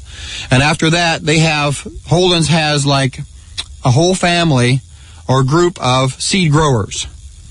And the rule was that in 95, they said in 5 years, I understood they told them, you will be selling 90% Monsanto product or you will not be in business selling seed. So if they did not push Monsanto's product on the farmers, they would be out of business. And so that's what all the seed growers did. They pushed the product on the farmers so that they could stay in business. Because if they did not have Holdens to grow their seed stock, they would not have anything to sell.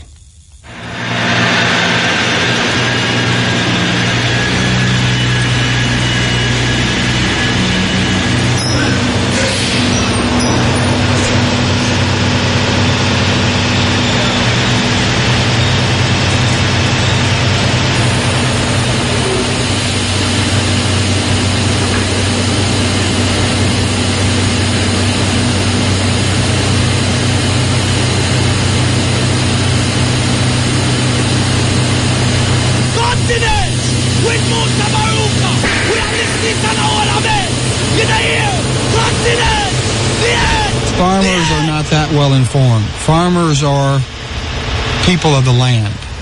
They're not like real, businessmen that have a bank of attorneys or have even secretaries. They've always been a business that has been run from their homes. And when they come in and if you want to use their products, you have to sign on the dotted line. And farmers have just gone in droves and signed those signatures. The seed man came out and said, here's the best corn, here's the best soybeans. If you want to use them, you have to sign the line over here. So they just sign it, and they do not even read the contract. It all changed. It all changed overnight. In 1996, it all changed. And it's interesting. The way Monsanto seems to enforce this thing is they go into the countryside and they try to determine who is cleaning their own seed. Well, saving and cleaning your own seed for replanting the next years is a perfectly legal activity. But over the course of the last 10 years, it's went from a perfectly legal and respected activity to one that is illegal. All because corporations have the money to own seed. They own life. And what's even worse about it is this is life that humankind has spent eons developing. We took the soybean 10,000 years ago from nothing to what it is today. And then Monsanto comes along and inserts one little gene, and then they turn around and patent all the germplasm, not just the GMO, but the conventional portions of this seed, and say, yeah, we own this too. That's nonsense. That belongs to humankind. And in my mind, you know, Monsanto likes to call pirates or farmers that save their own seed pirates. Seed pirates, they call us. But I think we ought to revisit who's the real pirate here. These people stole our genetic heritage.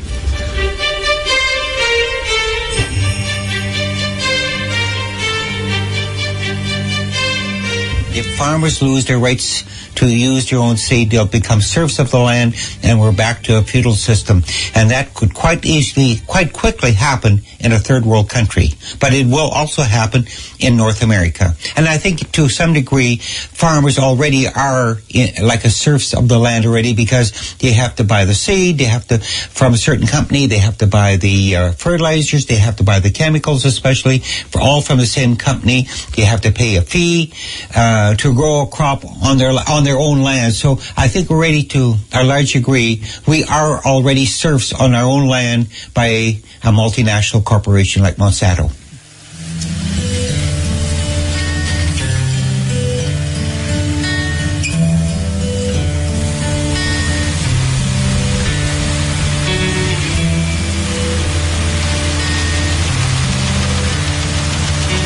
Mark Loisel is an organic farmer and neighbor of Percy Schmeiser. Together with 1,000 organic farmers, he sued Monsanto for damages arising from the contamination of their canola and mustard crop.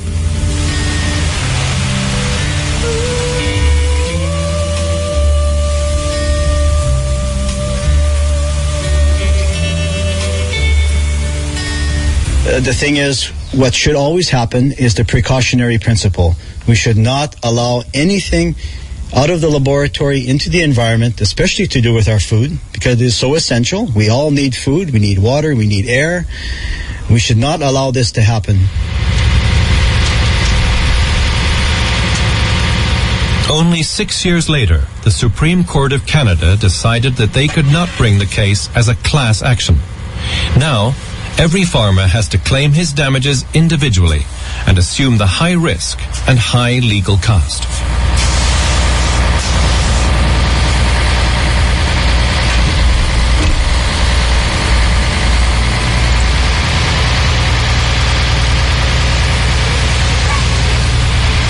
When we were in Switzerland last year, one interesting thing is we had a journalist who was very surprised to find out that when we do surveys in Canada about labeling GM foods, that over 90% of Canadians say we want mandatory labeling on foods.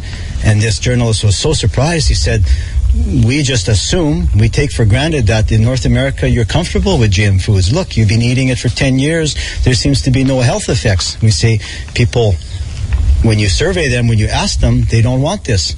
We are eating this, unfortunately, because we don't know it's in our food. There's no labeling. Therefore, we're being used like a laboratory experiment. We're being used as guinea pigs. And who knows, we may be affected with our health as we speak with products that you purchase in the store. Anything that has soya or canola in it or corn, you have to beware because they most likely contain transgenic or GM products.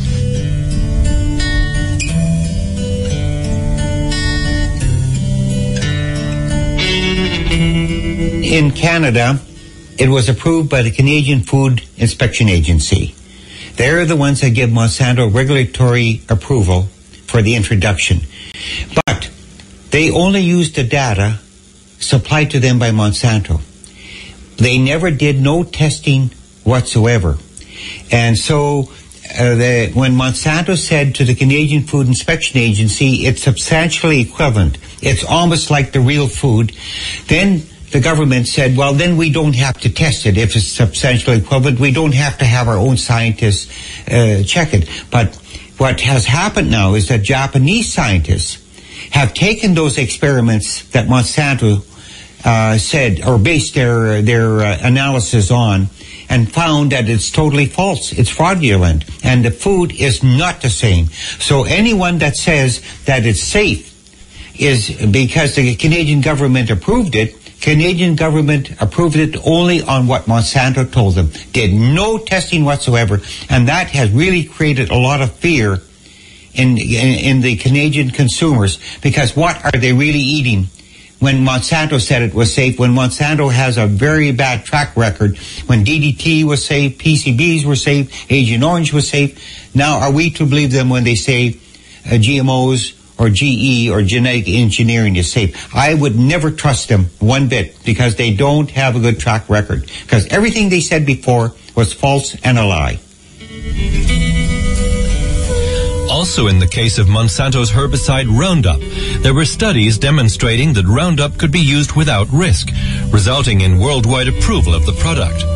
Many other studies show the negative health effects of the active ingredient of Roundup, glyphosate. Monsanto itself warns in material safety data sheets of tissue damage, bloody vomiting, cardiac arrhythmia, and pulmonary edema as a result of direct contact or ingestion of the toxin.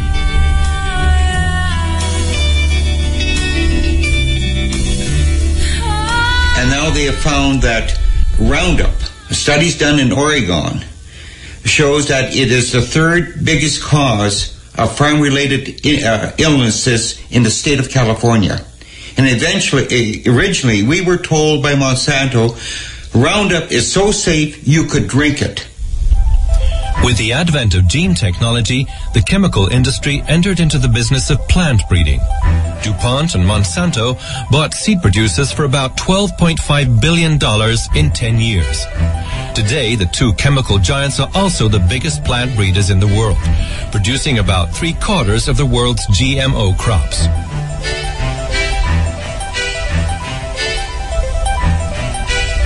Many farmers are asking, many people are asking, can you ever bring back out of the environment once you introduce a life-giving form?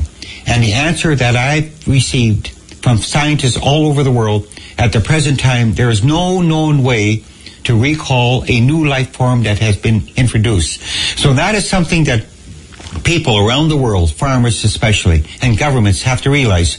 Once you introduce it, it's going to be there for always. I will never see GMO-free canola in my lifetime in Canada. All our seed is contaminated, our soybeans are contaminated, and as I said, I will never see the return to non-GMO canola. It is all contaminated. The height of gene technology cynicism is the so-called Terminator technology. It makes the farmers biologically dependent on the corporations. The plants are genetically modified in such a way that they are able to germinate only once. Sowing the harvest seeds is pointless. The harvest is dead.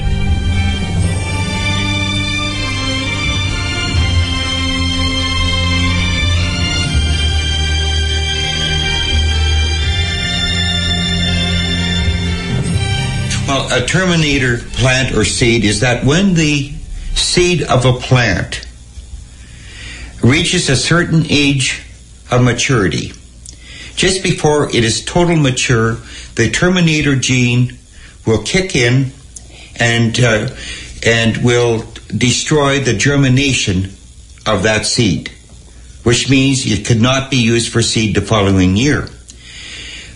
So you would have to go back as a farmer to buy seed the next year because the germination of that seed was killed by the Terminator gene.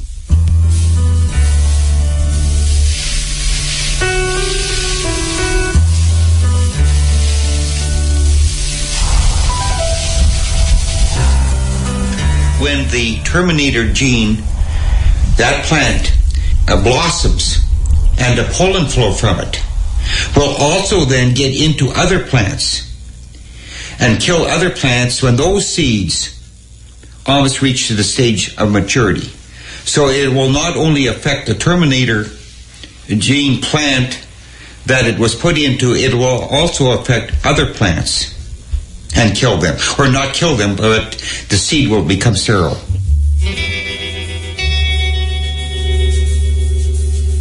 And we carry that a little farther now. And if, like Monsanto's lawyer has said, that they own anything they put that seed in or they develop, what about if you put a gene into a human being? Does that say they own me? Does that say they own you? The other issue in my case that has to be addressed is this. If you patent a gene and you put it into any life-giving form and you put it into the environment and you cannot control it, then should you maintain the rights to that patent? Because you can't control it and you're destroying the property of others. So then you should lose the rights to that patent. And you should also be liable for the liability and the damage it causes. That's another issue in my case.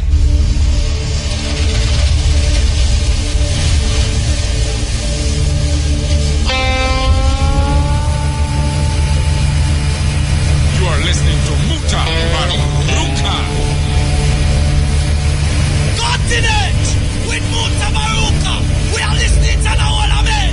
You know here. Continent. The end. The end.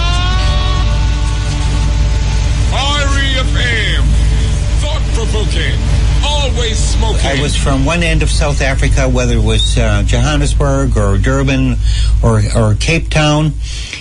Cape Town, where the Parliament is at. I was invited to speak there, and an incident happened at the Parliament that I'll never forget. And one of Monsanto's representatives also had given a small presentation, and I had given a presentation regards how their seeds and plants and soil could be contaminated.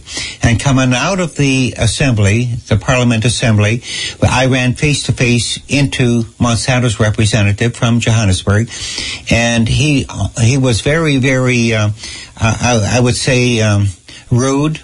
And he said to me, and shaking his fist in my face, said, nobody stands up to Monsanto. We're going to get you, and we're going to destroy you.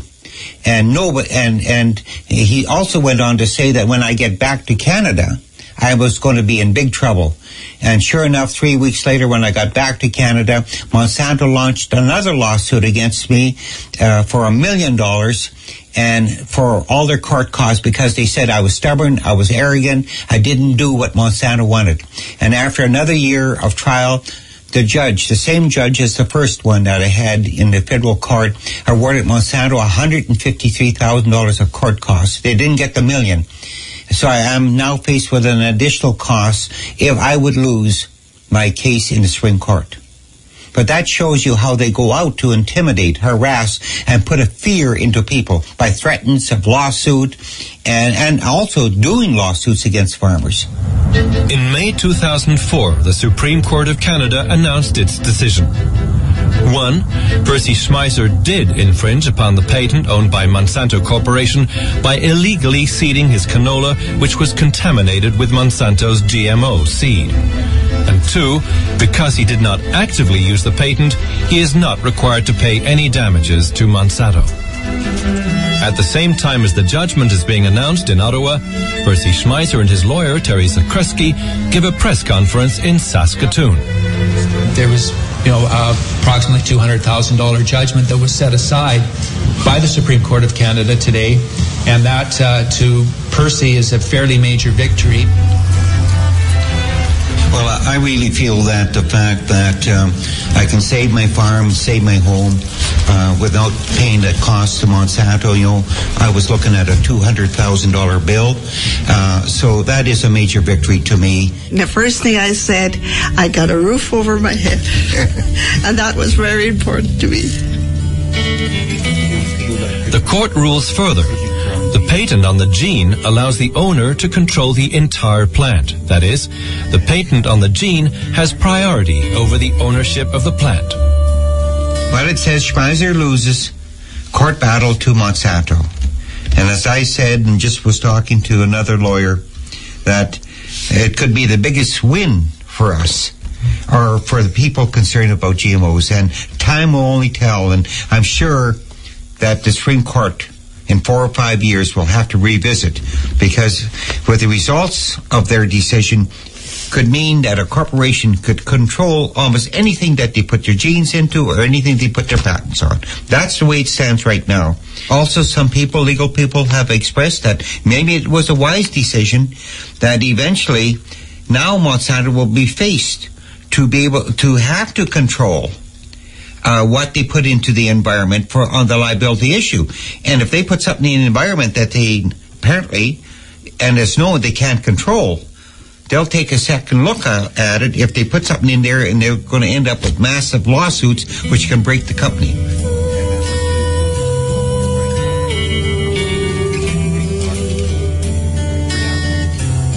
Well, if you go back to what Monsanto's lawyer, Hughes, said, he says it's like patenting a piece of steel on the side of a car. We're not claiming the whole car, but only the piece of steel, but the Supreme Court went farther than that.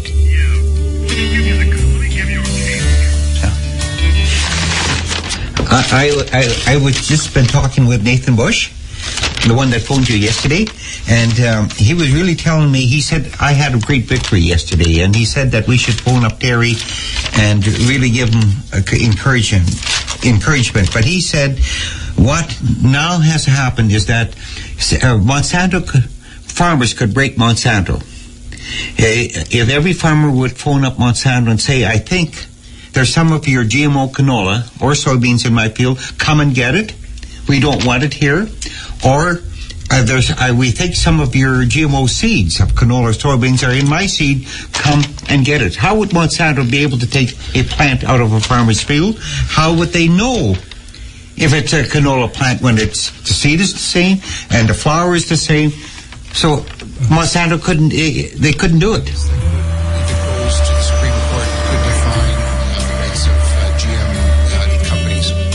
Ground of appeal that we were wanting to win on was the one that would say that, just because you have a patent to a gene or a cell, that doesn't give you a patent to a plant. The other part of the problem is what responsibilities do biotech companies have to farmers for patented material that escapes and causes damage. That issue is yet to come up. Although in that respect, the legal battle is, as far as Percy is concerned, is drawn to a close, and many people around the world had pegged their hopes on that ground of appeal and hope that we would succeed, but I don't think it ends the war. The war is going to continue. It'll continue in a different form. I think this is a matter that Parliament needs seriously to look at. The impact, if now we're going to say in this country that you can give patents to people that allow them to control organisms that spread themselves around, that raises implications that were raised in this case that need to be addressed by Parliament, and I hope they're advised and do so.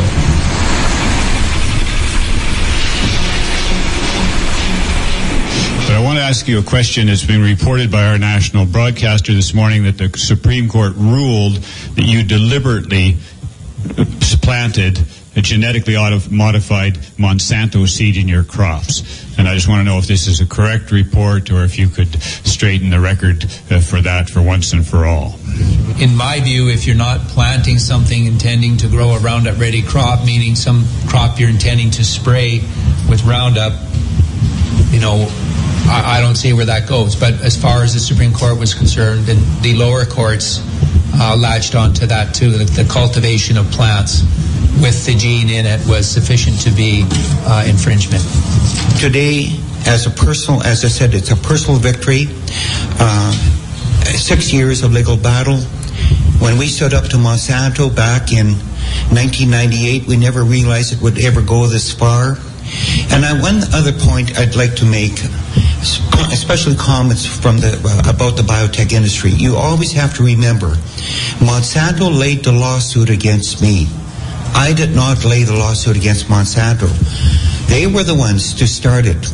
And my wife and I took the position that a farmer should never, ever lose his rights to use the seed from year to year. And that was the basis we fought that, for the rights of farmers. And I know that if my grandfather and my father was here today, that's exactly what they would want me to do, because that's the reason they came to this country, to be free and to use their seeds from year to year and plant them and grow them.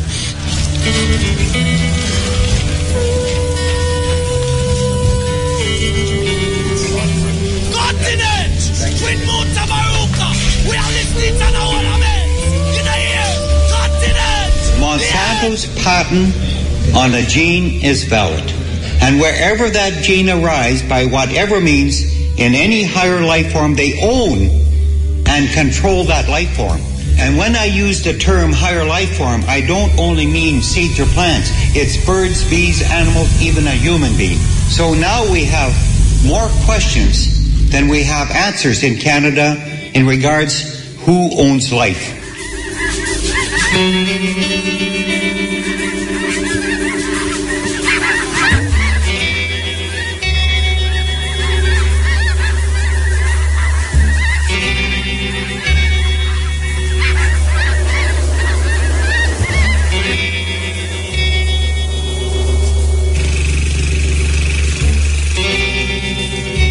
Since 2004, Percy Schmeiser has not planted canola on his farm and is growing wheat, oats, and peas instead. But increasingly, there are volunteers of Roundup-resistant canola on his fields. He informed Monsanto, which tested the plants and confirmed them as being their patented canola. But they would not remove the plants unless a full release and non-disclosure agreement was signed. And in that release form, first of all, they said, we can never ever talk to anyone, to the press or our neighbors, what the terms of settlement were. They wanted us to sign, give all our rights away. Well, that was no way we're going to do that. There's no way we'd give our freedom of speech away, and and that they wanted us that we could never take them to court for the rest of our lives. And it wasn't only Percy and myself; it was our children. They wanted that they would have to, that they decided too that they would never speak anything wrong against Monsanto, and that's the reason why we didn't want to sign it, because there's no way we want to give our rights away to a corporation. Monsanto said, okay, we won't remove the plants then. Then I told Monsanto, then we are going to remove them. I will get help, and we will remove the plants, and we will send you the bill. Monsanto immediately sent us an email and said, you're not allowed to do to those plants whatever you want because they're our property. So I told them, it's your property, it's on my property, we own the land, we pay the taxes, get your property off our land. Percy hired a neighbor to remove the plants and sent the bill to Monsanto for a total amount of $600 Canadian. Monsanto refused to pay, and Louise Schmeiser filed a claim in the local small claims court. Can you imagine the embarrassment to Monsanto, $1 billion corporation, coming to court for $600? But 5 minutes before the trial, Monsanto agreed to settle out of court. And they agreed that there would be no gag order. My wife and I could talk about it. I could talk to you about it here tonight. So it was not only a great victory for ourselves, but now it opened it up for all farmers in every part of the world. If you are contaminated, you now have an avenue where you can take not only Monsanto, you could take Bayer, Syngenta, DuPont to court if you are contaminated, because now a precedent has been established.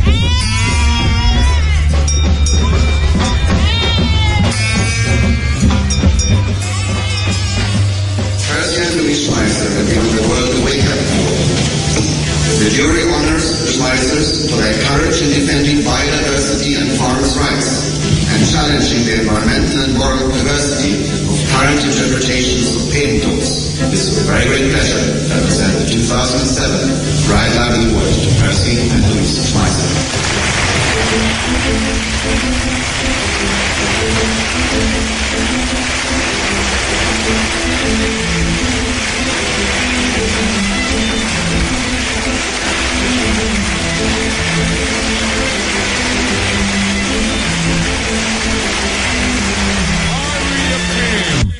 Thought-provoking, always smoking, lyrics like a bazooka. You are listening to Muta Baruka. Yeah, you know, say we play this. We should have sent this to the government. You know, we should have sent the documentary to the government, because further down the line we're going to see how important what we just hear a while ago is in relationship to our reality, because we might see it as something will happen over there, so, but that Monsanto thing is spreading, and we're going to need some precedent that we can work off. And one of the presidents is what the man just do a while ago when he say, Monsanto say, well, him have a plant on the man land. Monsanto have a plant on the man land. And the man say, move it. Or him a go move it. Monsanto say, look, you know, our plant, you can't move it. The man say, my land, you have your plant on my land. It's a weird thinking, you know. Who control life? Because that is where it reach now. From seed to animal to human being, who control life? That is how serious these corporations is, you know. The lead one is Monsanto. So when you hear people say them are going to march against Monsanto, you know, you might have wondered is what it's now. After we never hear about Monsanto yet. Which part of Kingston Monsanto there? But it's a worldwide organization right now where I take all of your life and my life. So, further down the line, because we know, say, sometimes when we do some things that so now, it don't really take effect until later down, way down. And it's not the first to play this. It's not the first to play this, you know. No, it's not the first to play that thing, yeah. So may I say, when we hear about these things, we have to educate ourselves. We have to educate ourselves because you can't say never hear again. You can't say, and just like all the other things them where we do on this program, I'm going to say, boy, you know, say, a long time you hear the rest of man that talk about them things there, you know, and you never did safeguard yourself. So what happened? It catch you. So you say, all political sickness are going on right now, you're going there, all them sickness are reach out. You know, all chick V reach out. All bird have flu. You know, all cold, I mean, are some serious things. Are some serious things. I have to take it serious because our children is in a worse position than we are now. Our children is in the worst position than we. Because what used to reach, what reach we when we reach big age, I reach them in them teenage life. And the sickness develop from teenager, come right into your reach 20s and 30s, and then you walk normal, and you look normal, and then all of a sudden, bloops, you wonder how the hell that happened. So here, man, I said, this and this and that, you say, what you talk about? A long time I did that, and nothing wrong with me. A long time I did this, and a long time I eat this, and nothing wrong with me. A long time I drink this, and nothing wrong with me. You say, long time I do it, and there's something wrong with you. You're the man where your man have drive without license for 20 years, he might drive without license. And him decide, say, all right, he might go for him license that day. And the day when he might go for him license, the police stop him on the road and ask for him license there. And prosecute him. 20 years the man a drive without license. A man has smoke for most of his life. And them say, boy, I mean nothing wrong with smoking, because me have smoke for a whole long now, nothing wrong with him. Both him go a doctor. And them say, boy, you know, say, you have cancer in your lungs, you know really why, because you have smoke for how long. So don't believe, say, true, you do the thing at the moment. It's at the moment the thing will happen to you. A way down the line, way down the line, a lot of the things them, where we are go through here, so now, as big people, you know. And we are talking to the youth, them, you know. A lot of the things them, where the big people are go through, you know, the sickness and the this, that, and the that, and the that, and you say, boy, look how the man did healthy one time, and look at him, look now, and you look on the man, and feel say, you now go reach this, so. But there's a thing named prevention, you know. Prevention, where you close the gate before the ass go through. Where you don't deal with reaction, but you deal with proaction. You act before, you prevent the thing. And we never did have, we did have to come learn from experience, you know, because wisdom are the greatest things still, you know. But just that you have to experience that, because nobody can teach you wisdom. You have to experience wisdom. But people teach you, and you get knowledge, and you use the knowledge to direct your course in a life, direct the course of your life. So when you hear certain things, you don't dash it with some because you say, oh, go and drink my liquor, you know, I'm not business with a man who I say, you know, oh, your mouth's dead. That is where all heap of youth I think now. The thing is not death. It's not death is the problem, you know. It's the fear of death is the problem. It's not death is the problem. It's the fear. The fear that you're going to go sick and you can't get to do what you usually do and normally do. The fear of where you say, boy, right now, look how me used to walk over this and now me can't walk over there. Me have to go with that stick. I'm a young boy. The fear that you can't run. Because if you run, you could get out of breath. Look how me a youth and me can't run again. But think how old people couldn't run. The fear that you have to keep going to the doctor and every money where you have to go buy a turntable, a CD player, or a computer. You have to go spend the money now for doctor bill. You have to use the money for doctor bill. As a youth. And you see how much things are going right now with the youth them. You see a youth on a corner and you think say a gunshot will kill him and then look him where you see him sick inside of him get a stroke. How the hell teenage youth get stroke? A youth in I'm 20-year-old, 30 get stroke. How that possible? What is he not doing or doing to get a stroke at that early age? The sickness that was reserved for the elderly is now attacking young people. And young people is not taking heed to where them hear and where them should understand. Them just go about the thing so. Haphazardly, them just go about the thing so. It's like, you tell them, say, watch out, this, that, bring that, you know. Because wisdom come through experience. And sometimes you could have balled blood to a man, you know. If him not experience that, you know. Him thinks you're foolish to attack. But you are. Sometimes it's a fool learn from only experience, you know. From experience. Because if you have got experience, fire to burn you. Rather than listen to a man who fire burn already. If you forgot say, boy, right now, fire never burn me yet, you know. So, oh, you know, it's never burn me. If me touch it. And the man said, but experience show me, say, fire burn, you know. And you say, but fire never burn me yet. So you know, so when me touch it, it's going to burn me. You say, all right, well, go and go experience it for yourself. But this you're done fool now. That you're going to make the next man. You should have learned from a next man experience. And that is wisdom. You learn from a next man experience. And if you don't learn from the next man experience, then no, your experience might be detrimental. So you see a man go around and say, boy, you want to say, drink me a drink and drop off of the chair, you know.